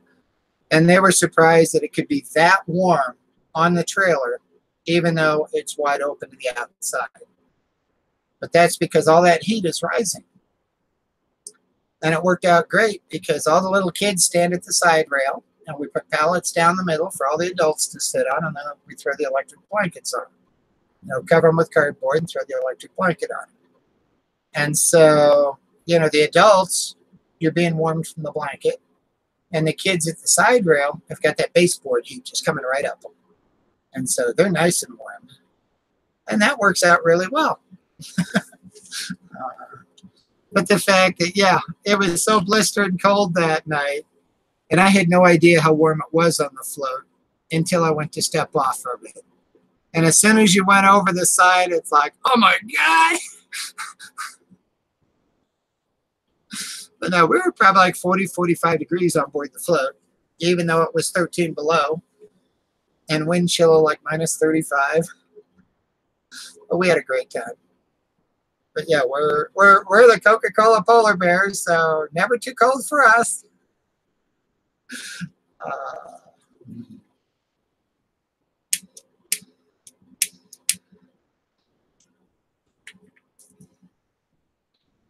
Well, I'm thinking I may get off of here shortly and get in bed. That way I don't sleep all day tomorrow. Like I said, I've got a couple of loads of dishes I want to run tomorrow. And other than that, it's the only thing I got on the agenda. Now, I'm debating if I want to go to church. Like I say, there was a wife that finally talked me into going with her. And yeah, when they accepted me going in a dress, and you know, so I've gone, what, 3 times now? And it's only gotten better every time. The people are great. They're so nice to me that she's not going to be able to go tomorrow because she's taking her daughter to a birthday party at one of her girlfriends. So I'm thinking, you know what? Should I go? Maybe. You know, doors open. Now, the church service, not that impressive. But the Sunday school afterwards, I went last week. And, oh my God, I love this gal. You know, she doesn't just pick a verse out of the Bible and discuss it. She actually takes a section and puts it into a whole story that you can, you know, truly understand, truly relate to, understand what's going on, why is he doing this, you know, why does, you know, it's like, okay, you know, why does having your tent pointed towards Sodom versus, you know, pointed toward the other way, you know, why it makes a difference. And so, yeah, you know, I loved her story. It's like, I thought it was great. You know, it was like awesome. So I'm kind of interested in going back and hearing more of her stories. So I've never found a church where they do stories like that. Yeah. Oh yeah. Well, that's what I told him, Anna. When he wanted to put me on light duty, and I told him no, it's like, hey, I can watch out for myself. You know, I've been through it a couple of times, so I've got some idea, and we'll just play it by ear. You know, the fact they didn't get a hold of me before the week was out to get me in for these tests, either they're so backed up there's no room to get me in, or something. You know, which I'm glad they didn't put me on light duty, because who knows how long I'd be waiting.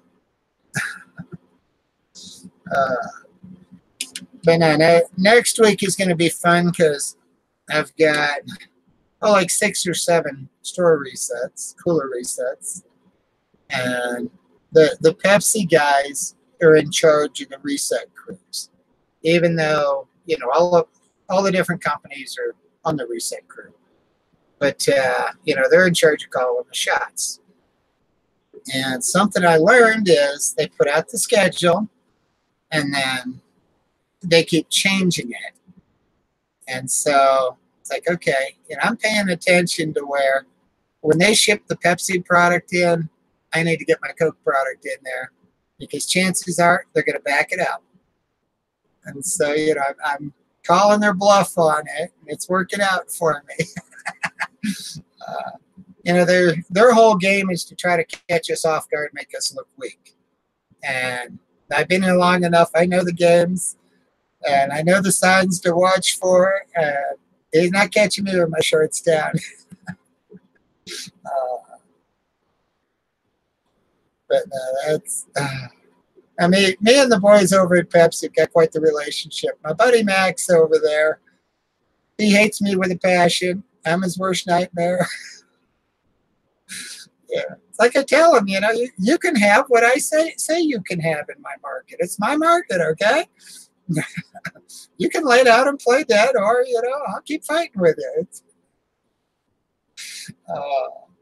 And, you know, we're both supposed to have, you know, the biggest display, the best locations, the whole bit. And, hey, I'm going to have that. He can't have it. I didn't say he could have it, so I'm going to put mine there, okay? It's the way it works. Like I say, on the job, I get paid to be the bastard. I try to be, you know, try to do it in a good way, as far as, you know, to my stores and my managers and all. They get a kick out of my humor with it. But it totally chaps Max's butt with Pepsi. And, you know, anytime they got, you know, the big guys coming in or whatever, I'm going to make sure that my stuff really looks good and it's all up to standards when they come through there doing their Pepsi tour. And then Max gets his butt chewed.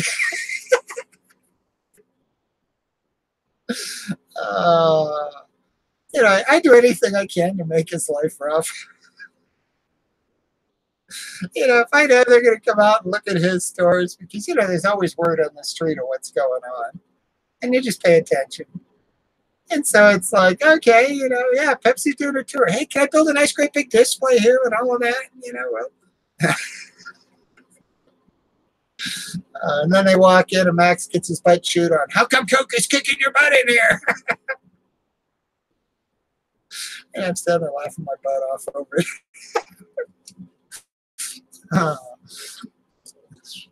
And it didn't take me long. When I first got in that market, there was a guy by the name of Wayne.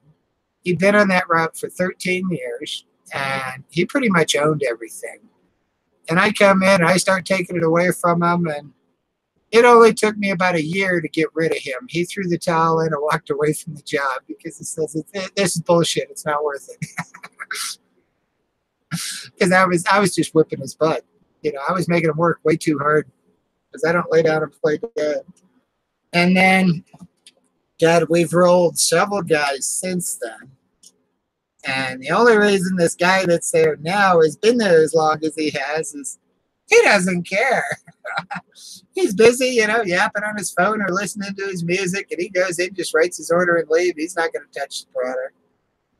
And so, yeah, no, he's nothing but an order writer, which is fine. I can own the place then. I don't have to worry about it.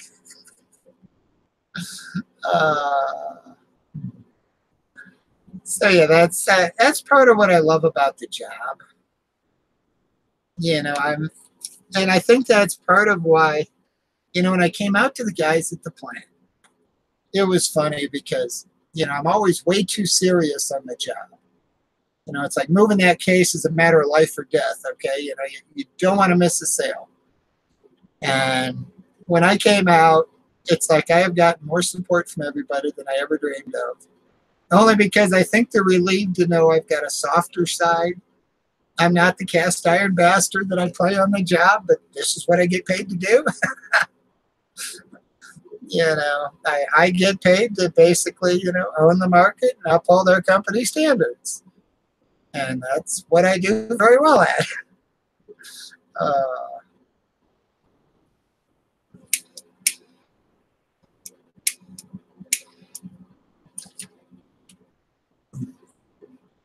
No, the plant manager, my boss, did a market tour last week. And they went through some of all of our stores to see what was going on. And put it this way, one of my stores, the only thing he found was I had a couple bottles of Fresca 20 ounce that had just gone out of date left in the window. And that's only because I was on vacation last week and I didn't have a chance to look at it first of this week. So, you know, it's like, okay, that's the only thing he found on me. And other than that, he goes in back and saw that, yeah, the driver wheeled it in and dropped the delivery and nobody touched it. And so needless to say, distribution got ripped. But I go into this all the time and I just take care of it. You know, it's my job. It's going to be right when I leave. So, you know what? Maybe I'll get a little more support from him. We'll see. And that was the only thing he found in all my stores. Now, several of the other stores and the other people, you know, they had quite the discussion on the conference calls about different things that he found and stuff like that. But I try to be where, you know, if my boss, the plant manager, they want to do a market visit with the president of our company, I don't have egg on my face. So, yeah.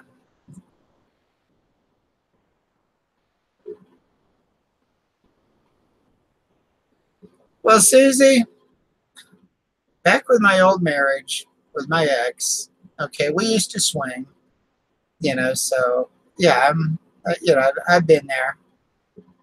And, you know, it's one of those that, you know, I don't know, you know, it's like in a relationship. I can understand these people that are attracted to the same sex and stuff like that. I think it's kind of more a case of depends on who you meet, what kind of relationship you have, on how it's going to work out. And, you know, I've seen people that have been straight. I've seen people that are gay, people that are bisexual.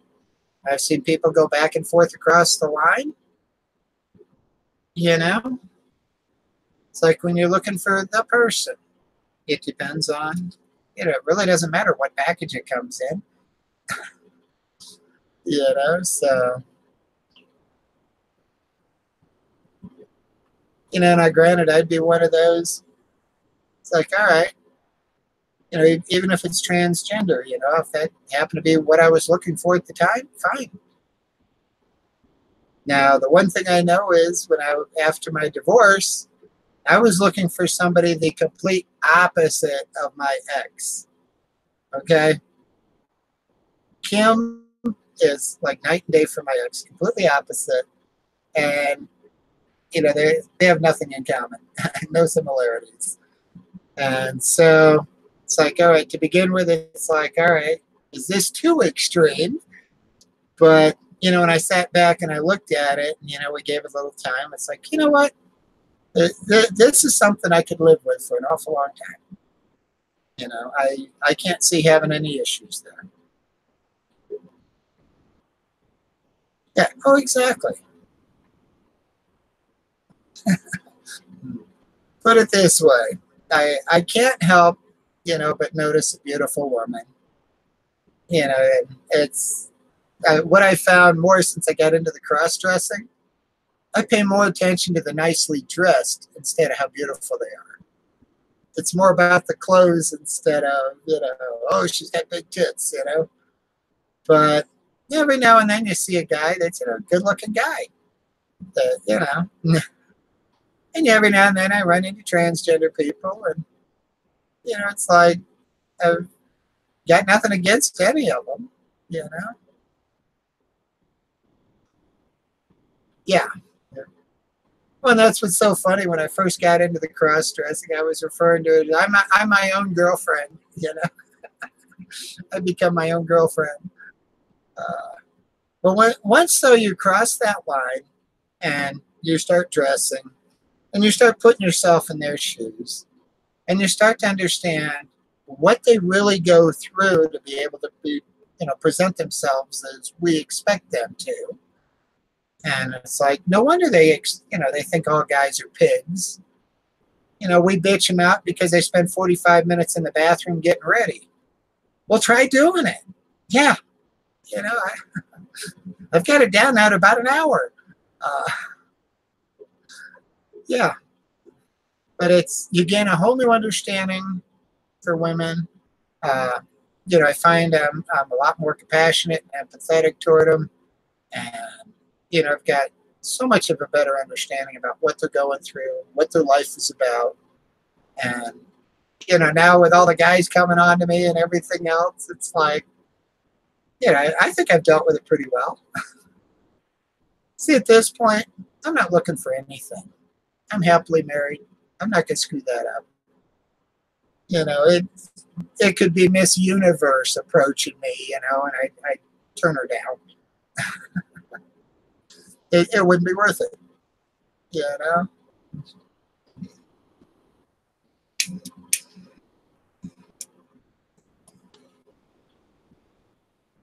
So, yeah. But I've got so much more understanding. And it is fun when we do the girls' day out and, we go shopping and all because, we both have fun. Now, granted, our tastes are a little different. She's a little more subdued, a little more earthier colors and tones. And, I like the bright, the flashy, the flirty, the classy look. It's like the eyeshadow. I go for the blues and the greens and the bright red lipstick. She goes more for the browns and the grays and, the more natural lipstick if she even wears lipstick. But, so yeah, we're two different tastes there. But it's still the same experience, And she's so great. She supports me in it. She goes with me. I'm not an embarrassment to her. But to me, it's like walking into the Christmas party in a dress.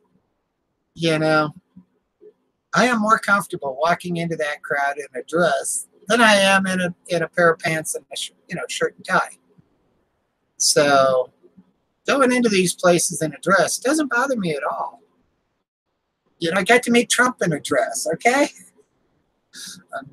I'm comfortable in a dress. I'm more laid back. I'm more relaxed. I have a lot better time. Whereas when you're in the guy mode, it's like you've got all the pressure. You've got to be the man and, rough, tough. And, yeah, been there way too long. Tired of playing that game. At this point, I got nothing to prove. Oh, yeah. I spend so much more time on, the epilating and, making sure that my teeth are in good shape and brushed and go to the dentist. And at this point, I've been doing Rogaine on the hair because I've got a very thin spot in the back and I'm pretty thin up front. And I've been doing Rogaine, trying to get it to fill in. And I've been doing the Grecian formula on the sideburns and around the sides. So it was like snow white. And now it's more of a deep, distinguished gray. The color's coming back. So, yeah, I do the simple things that I didn't want to get into hair color because then, you've always got a problem. Whereas the Grecian, it's slow, but what it is, it's what the hair is missing to make it the natural color. And so, yeah, you just, squirt it in there and wet it down and then comb it through. and the hair soaks it up, and it'll bring back the natural color slowly. So that's what I'm looking at. Because if I can grow my own hair, then I can ditch the wig. And I keep kicking around if I want to get my ears pierced. You know, if I can get my hair to grow a little bit, it's like, you know, I'll have my ears pierced. But with the shorter hair still, do I want them pierced? Yeah, I like them pierced, but you know, would that be my best move professionally on the job? I don't know. Even though I have had 3 of my stores ask me why I don't wear a dress to work, because I don't know if I can do my job in a dress. I would love to, but come on, it's grunt work. So yeah.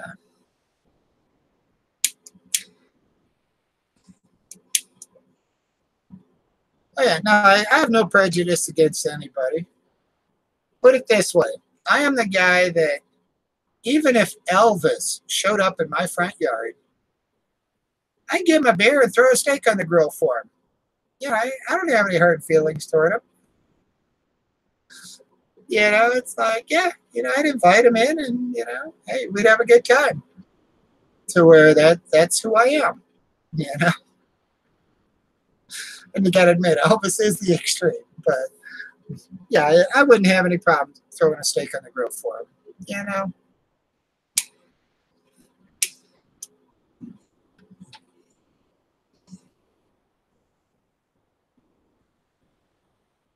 Yeah.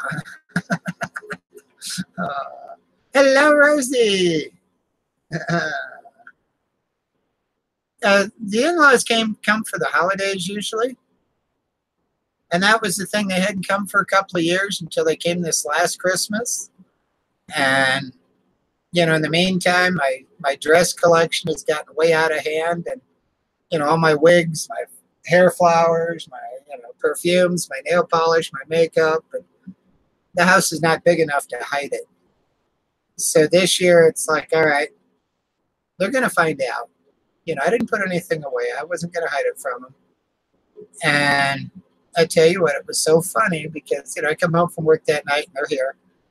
And, you know, I go ahead, I show them my Employee of the Year video and explain to them about my dressing and my YouTube and the whole bit. And I tell you what, Dad is great. He was so cool with it and had no problems with it. And that's why, you know, I've got him in so many of my videos. And he's great, you know. Like I take good care of his daughter, you know, she loves me, you know, we've got a great relationship. Hey, he's not going to make waves. Yeah. Well, you know, I did free firewood for people that needed it for 13 years. I didn't care who you were. You know, if you were struggling and you couldn't afford to heat your house and you had a fireplace, I'd bring you free wood. You know, I'd pull out out front with that trailer with 4 cords of wood in it. How much do you want? Where do you want it stacked? You know, I'll keep stacking till you say when. You know, if you want all of it, you can have it. If you want half of it, fine. You know, and you figure firewood was running, you know, like $275 a cord, $275 to $300, and I show up with 4 cords of wood. You know, it's over $1,000 worth of wood. I'm going to give it to you. And all I'd ask is pay it forward. You know, I don't care if you bake brownies for your neighbor. You know, if you buy the Starbucks for the person ahead of you. You know, I don't care. Just do something nice for somebody else. That's all I'd ask. Now, you know, with all the wood I ran through here, though, I had it down. So I had about $12 a cord in it. I had it about $10 at one point. And then I kind of went up to about $12 because price everything started going up. But, yeah. So if I give you 4 cords of wood, that's less than $50 I've given you. Okay? But all the rest was labor. So, yeah. That's like out back here. You know, when I went into winter last year, which then I wasn't in any shape to really be giving away a bunch of wood because, you know, I couldn't walk for a while. And, you know, I was sitting on 19.5 cords. And so, you know, basically I only had like 3 people that got wood from me last year. And I think the economy's doing better, so they haven't had the calls now.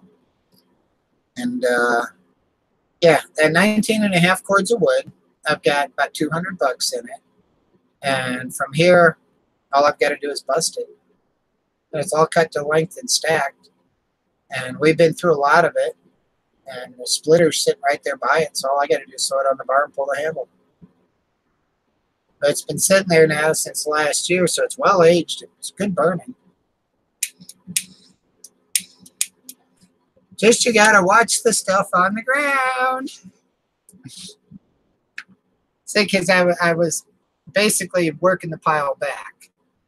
So I cut a big path through there because where the log splitter is and all that way, I kept grabbing the logs from that until I cleared it clear out to the ground to give me a walkway. And so, yeah, some of those came off the ground. And as long as it's cold, you don't have a problem. Well, Friday, we hit the mid-60s. I brought all this wood in the house like Thursday night, and I busted it last weekend. But it's been cold. And so I brought it all in the house, or a bunch in the house. I had it piled up here. And it got warm enough yesterday that all these flying ants hatched. Because, basically if it's on the ground and all, they lay the larvae in it. Or the eggs or whatever. And then it warms up, it hatches. So I come home last night, and I have got all these flying ants here. And normally it's dry enough that, even if you bring them in, they're not going to live long. And so, all right, last night I kind of got fed up with them. I kept trying to kill what I could, but it's like, they're a pain in the neck because they don't bite or anything. They're just a nuisance. They land on you and walk on you. And so then this morning I get up and it's like, oh my God, what happened? My room is full of them. And the carpet was like completely covered with them. And I get the vacuum out and I vacuum them up off the carpet. And a few minutes later, it's covered again. And it's like, Jesus, how many of these do we got? And so then, because I don't have any bug spray in the house. So we did some looking on, a pet safe alternative on how to kill them. And what we came up with is vinegar, peppermint oil, and water. So basically it smells like at the candy shop. But what it does, you spray it on them, it dehydrates them and kills them. And so between that, and then all of them that kept attacking me from the air, the electric racket, woohoo! I felt like the Red Baron, man. I'm just knocking them down left and right.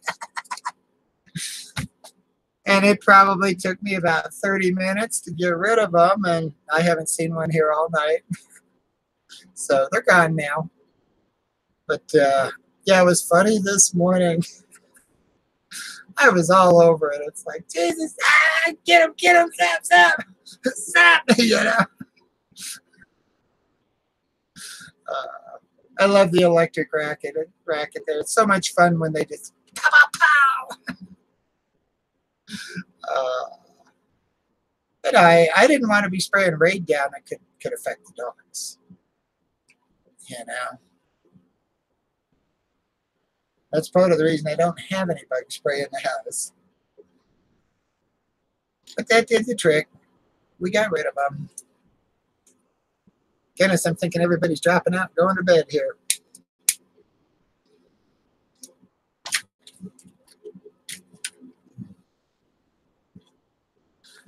But yeah.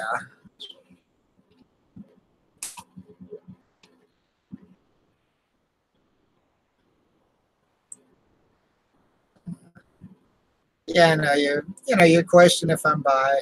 It's like, oh, I'm in a monogamous relationship now, but yeah, I've been bi.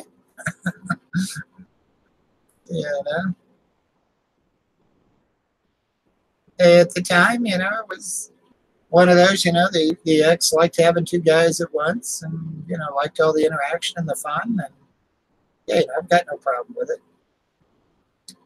So, yeah, you got to live life.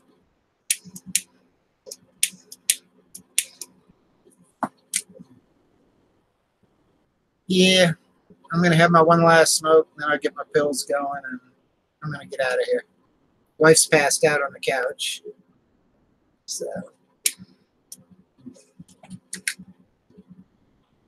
I'm thinking with her passed out already, the odds of me getting lucky tonight probably not happening. Oh, yeah. You know, society and their rules and regulations, if they just eliminate all of that and let everybody just be free to be who they are, express themselves the way they want to express themselves, you know, this would be a great world. But everybody's got to be so, you know, it's like they've got it down to where, like even in the black community, you know, it's like, oh, you're not black enough, you know, or, oh, you're too black, or I mean, everybody's got an issue with everything, you know? And everybody tries to be so hurtful to everybody. Oh, you're gay, you're queer, you know. Oh, yeah, you look like a dork. Yeah. I mean, kids are cruel. So if people would just allow people to be themselves and just accept them for who they are, you know? And the one thing you learn with age, the package doesn't dictate who the person is. You know, they could be the best looking girl in the world and be the biggest nightmare of your dreams. Or, you know, they could be the funniest looking guy that, you know, you normally laugh off, and they could be the most genuine, you know, most intelligent, most helpful person to you, and just, you know, they could become the best friend of yours. You never know who it is. Mm-hmm. You know, so don't just look at somebody and pass judgment because, okay, that's the way they appear. You know, it's like I refer to myself as a Trojan horse. Okay, I'm not what I appear to be. I'm a guy in a dress. Okay, I just have a dress addiction. You know, love my dresses, like my boobies. I just feel more comfortable and more me. You know? But I got to tell you, with all the epilating, you know, it's been like 3 weeks since I've done any. And so there, you know, what little hair I had left on my legs, I got pretty much everything. And, you know, the ones I couldn't get with the epilator were so few and far between, I grabbed them with the tweezers. And then did the same thing with the chest and the belly. And the face, I still got a couple of stragglers here. The face is a tough one to hit bottom on. You know, basically, though, I shaved last Saturday. I haven't shaved since. And I didn't have enough there to even think about epilating it until Friday. Because it took that long to get, because they're little fine, slow-growing hairs. And then I got a whole bunch of that out. It's like every time I go after it, it's like I get half of it off. But it's like you get half, and then you get half of that half, and then you get another half of that, you know, quarter. Yeah. There's always those stubborn hairs that are rooted so deep the epilator can't get them. So those I go after with the tweezers and yank them. And you'll find 2, 3, 4 hairs all coming out of the same root on those. But no wonder I can't pull it out. But no, I'm cleaning up really well. I'm impressed. So if I get it all cleaned up and all, I'll be ready for bikini season. I got the bikini.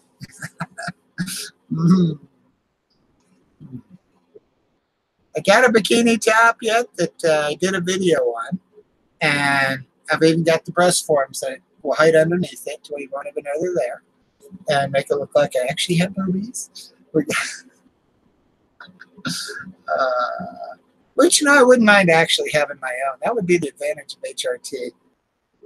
You know, that I could like. But, you know, I don't like the idea you lose 10% of your muscle mass on it. So, like, as long as I got the job I got, don't think I could do it. I don't think I got anything to spare.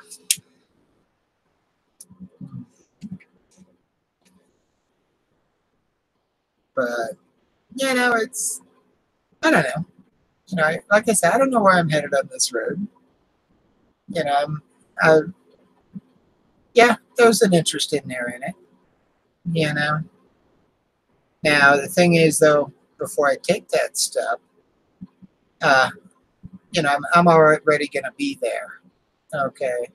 It's like I'll already be out there working in a dress and the whole bit. I'll be the woman before I ever get on HRT, because I'd like to test drive it, make sure that, okay, this is what I want. This is how it affects my life. And because once you start on HRT, there is no going back. Yeah, you can get off of it, but the changes it makes are still there. And so, no, I'm one of those that, you know, if I ever got into it, it would be like putting the wax on your car. You already know what you have. You're already looking good. You just want to polish it up. So, yeah, that's where I'm at. You know, I can't say what's down the road. I'm just enjoying life and having fun, taking a day at a time. You know, the road I'm on, I don't know where it's leading.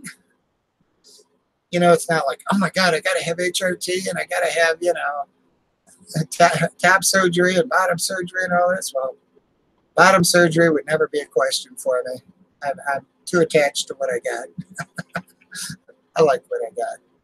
But, hey, you know, the rest of it, you know, now, I do love getting rid of the hair, which, you know, with the hair, it's amazing how warm the hair is first. Now, mind you, I always looked like Sasquatch. I was hairy, hairy, hairy the whole way. And, okay, when I got into the dressing and stuff and decided to start shaving, now what I found is like shaving the arms and the legs, nobody noticed, you know. I used to have all the tufts of hair sticking out of the shirt here. When I started shaving that off, nobody noticed. You know, people don't pay that much attention. And the problem is, though, is once you shave it, then when it starts to grow, you get the stubble. Oh, is that rough? To where then you're constantly shave. And I just got to the point that I was tired of shaving it. Tired of the stubble, tired of the scratch. And that's where the epilator came in. And my God, once you epilate it, you got that smooth, soft skin, and you wake up in the morning and it's smooth and soft. Like, oh, that's great. That is great. And plus, you know, it's like when you get a shower and you get cleaned up, you feel clean. You know. Where, yeah, I think you come out cleaner in the whole bit with it because, you know, you don't have all that hair you're trying to get through. So, yep. I'm thinking everybody's just kind of fading out and going to bed. Either that or I'm boring the heck out of them.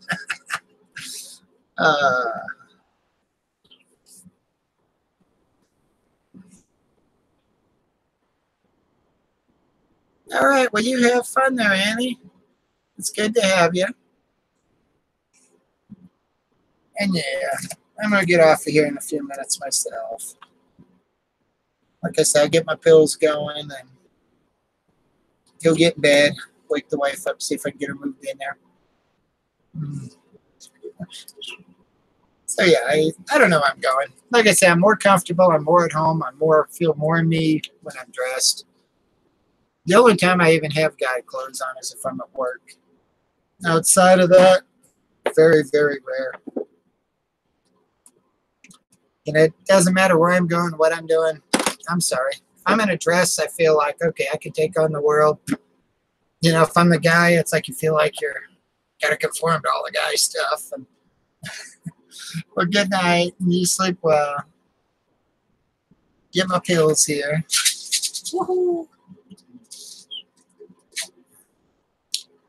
Yeah. So I'm thinking with the way Rosie's headed, she's probably going to be home by next weekend. I don't know. I haven't heard any date on when she's planning on being there. But it'll be nice whenever she gets back to her normal hangouts. You know, you don't realize how much a part of your life she is until she's not there. And then being I can't for the life of me get the alerts on her. I've got to just constantly pay attention if I'm watching for her.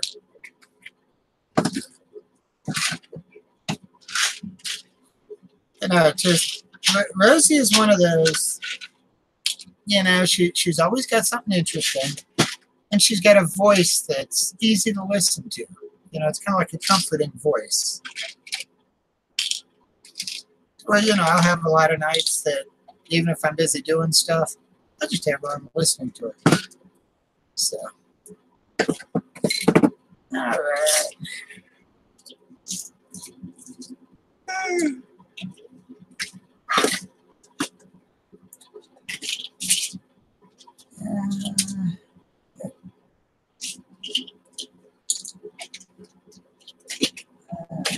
Got my whole collection here in the briefcase. Sort them out for tonight and for in the morning. Because, yeah, they got me on 5 different meds, and then the others are vitamins. My baby aspirin.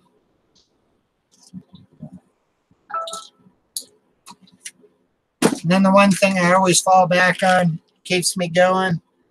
Most people have never heard of B15. But what it does, it puts extra oxygen in the bloodstream. Gives your muscles what they need to be active. That's how I've been able to throw cases with Coke for 31 years. Take it in the morning, get myself all jacked up, because what it does, it puts extra oxygen in the bloodstream. So it gives you what you need to be able to be active. So get you hyped, get you pumped, and yeah, and I'm ready to go out and get my day going. Okay, and I still got a bottle left. I'm going to need to order some more of those one of these days. Always keep a backup.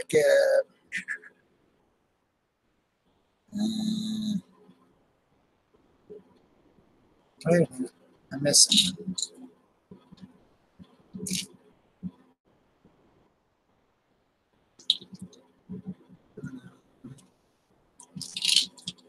Okay. Let me see here.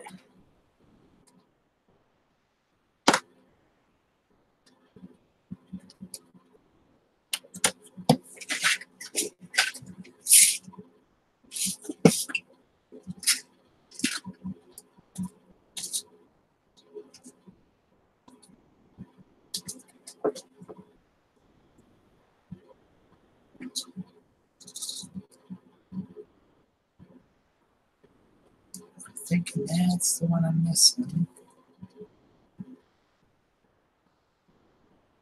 No, I got them. I got them all. I'm wrong. I just didn't notice the one over there.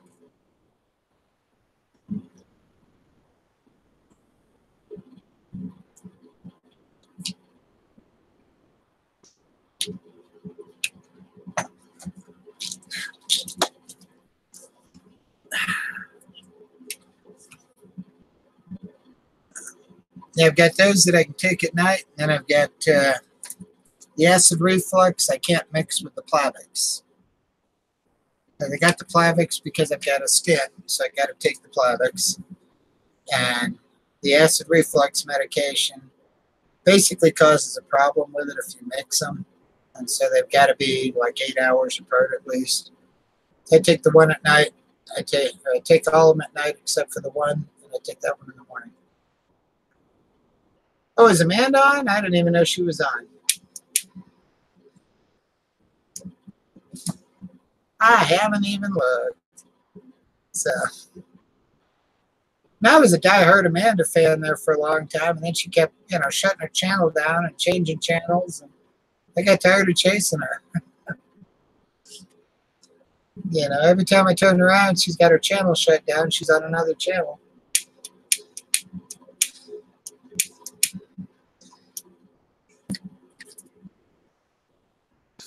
So how is Amanda doing?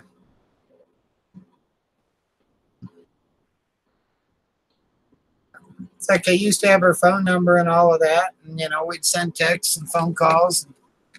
And then she changed her number and haven't heard from her since. So, anyhow. You know, maybe one day there, you know, we'll get back in touch.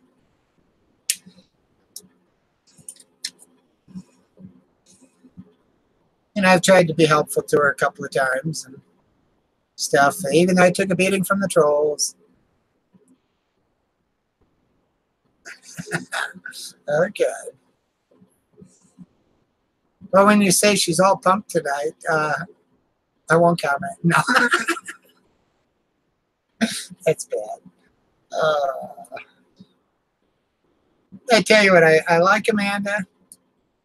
Granted, she's got some issues there, but I think she's, from what I've seen lately of her popping in here and there, it's kind of starting to sound like she's maybe getting it together. So, you know, because I tried to help her out some and it didn't do any good. You know, so she was kind of in that where she was convinced that, you know, she was going to hit lottery and be rich. Which reminds me, I did buy a lotto ticket here for tonight. So I have to check my numbers in the morning.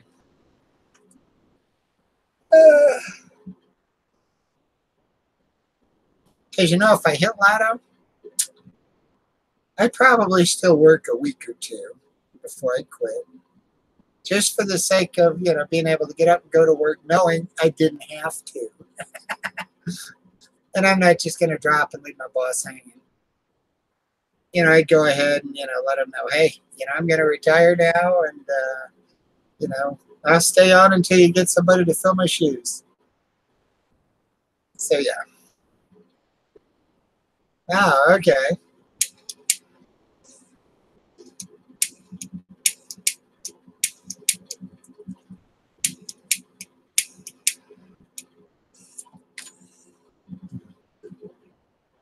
You know, I'm not one to leave anybody hanging. You know, I'm the guy when I have my long days out east. Every time I've got a long drive stretch, I'll transmit all my orders up to that point before I do the drive. Just in case, you know, I wind up becoming road pizza or get killed or something. You know, it's like, all right, at least what I've gotten done is not lost. You know, trying to make sure I got the bases covered because there's always that uncertainty, especially when you're driving two-lane roads at high speeds. A 65 speed limit on a two-lane road. And all it takes is some idiot pulling out in front of you.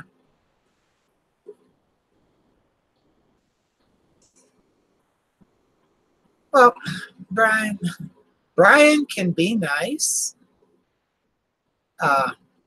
You know, he can be, he's human.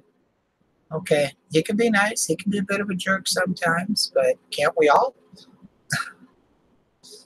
You know, the difference here is I get paid to be the ass. Okay, I get paid to be the bastard. And there's, you know, there's times that I've got to do things I don't like. You know, it's like we've got one store that, well, we're kind of on hold now, at least the back at the bargaining table. But no, they signed a contract with Pepsi that violated our contract. So we went in, we pulled all of our equipment and stuff. And so, you know, I had to go in and tell them, look, you know, we're no longer servicing you. You know, we can't send you anything. We can't pick up anything. You know, we got to pick up our equipment and take it with us. And then last thing I got Friday night, I got an email saying that they're back at the bargaining table, so put a hold on where you're at, even though we were told to have everything out by the end of this week. And at the very end of the week, they come out with, you know, hey, you know, put a hold on it. We're back at the bargaining table. We might get this worked out. So, yeah. But no, when you got to do things like that, it's all in a day's work. You know, I don't take it personal. I don't let it get to me. I'm very professional about it. It's like, well, you know, whenever they come to an agreement, you know, I'll be back to take care of you. You know? So hopefully they'll come to an agreement soon so I can be back in here and, you know, keep you in business.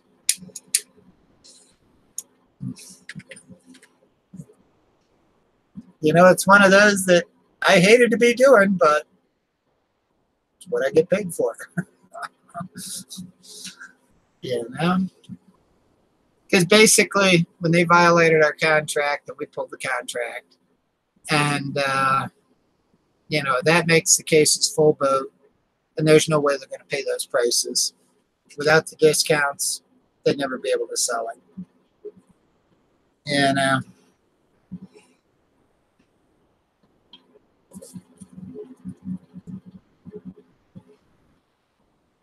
It's like there's no way they could stay in business trying to sell our product if they paid full price. That's what the contracts are about.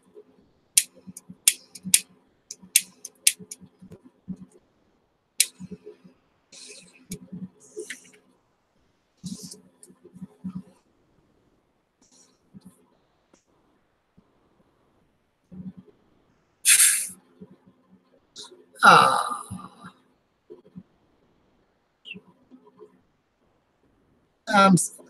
I'm sorry, Susan.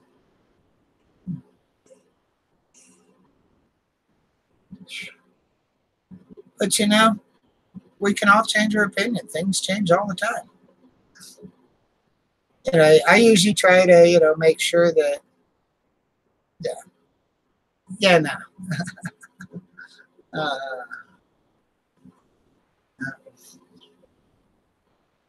I always try to think it through before I, you know, throw myself out there. But then sometimes down the road, you know, something else will come to light and you'll see it a little different and think, maybe I was wrong. You know, I'll be the first one to tell you if I think I'm wrong. It's like, yeah, I own it. So, tell you what, that leg feels so nice. Sorry if I keep rubbing it. It's just so smooth. You know, now that I went through it, epilated it again, and then all the little bumps from epilating it have gone down. Like baby smooth.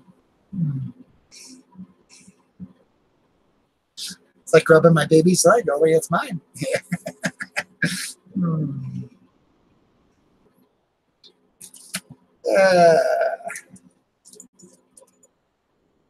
And the only person I ever insult on YouTube is Elvis.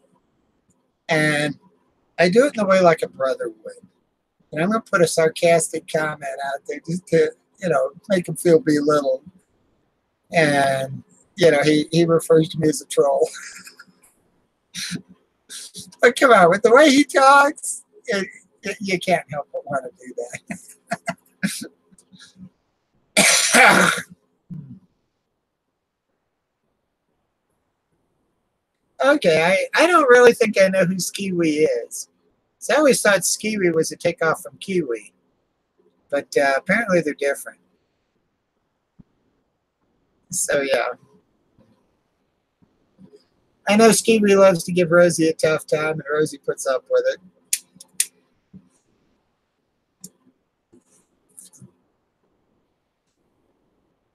And I think it's awesome that Rosie is, you know, this whole vacation has been around meeting YouTubers. I can't believe I got to meet her in person. I tell you what, she's great. She is a genuine person. You know, she's exactly what you know from YouTube. And, you know, her whole life revolves around all of these videos and everything, and she loves doing it, putting it out there. She's a very smart gal.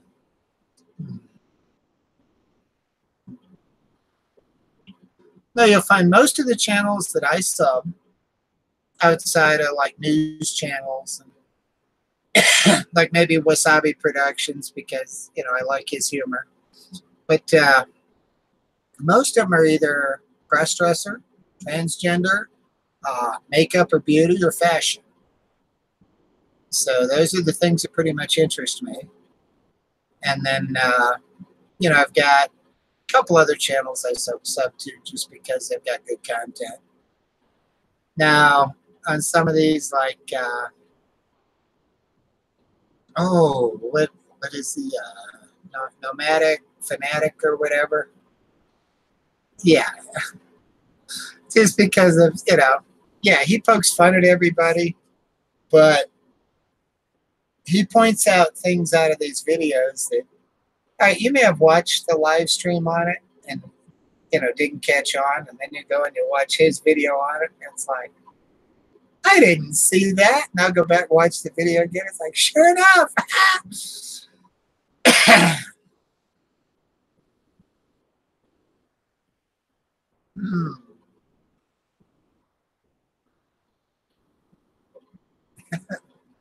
Well, that's why you got a wrench, Susie. You're genuine. You're a good, solid person.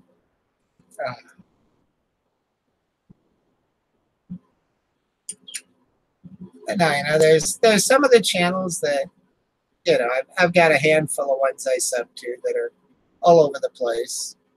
You know, I sub to like TEDx because I like the talks. I mean, they make you stop and think, and I like stuff.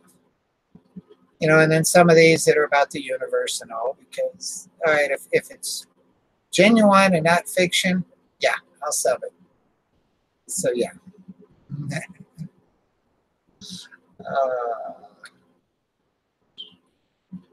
Yeah, so I'm glad to see everybody's getting along. But that one's dead. And so I am going to get off of here. Say goodnight. And I hope you guys all have a great evening. I'm going to go get myself ready for bed. I'll wake the wife up. She's asleep on the couch. And see if I can get her into bed. She sat down on the couch watching TV and just keeled over and zapped out. She's so tired. But good night, everybody. Thank you for coming. And yeah, we'll see if I get a hangout going tomorrow or not. See what I got going. I got a wide open door tomorrow. Like I said, all I got is I want to run a load or two of dishes. And other than that, maybe I'll go to church, maybe not. And if I get a chance, I'll run over and get a bag of dog food. If not, well, it's not empty yet. Got that much left in the bottom of the bag. So long as I get one by like midweek or so, we're good. Granted, our pit bull will panic, but whenever the bag gets low, she panics. But I'm going to get off of here. See you guys. Have a good evening. Bye. Love you guys. Thanks for coming. All righty. Well, it's good to see you, Susan, and you take care and sleep well.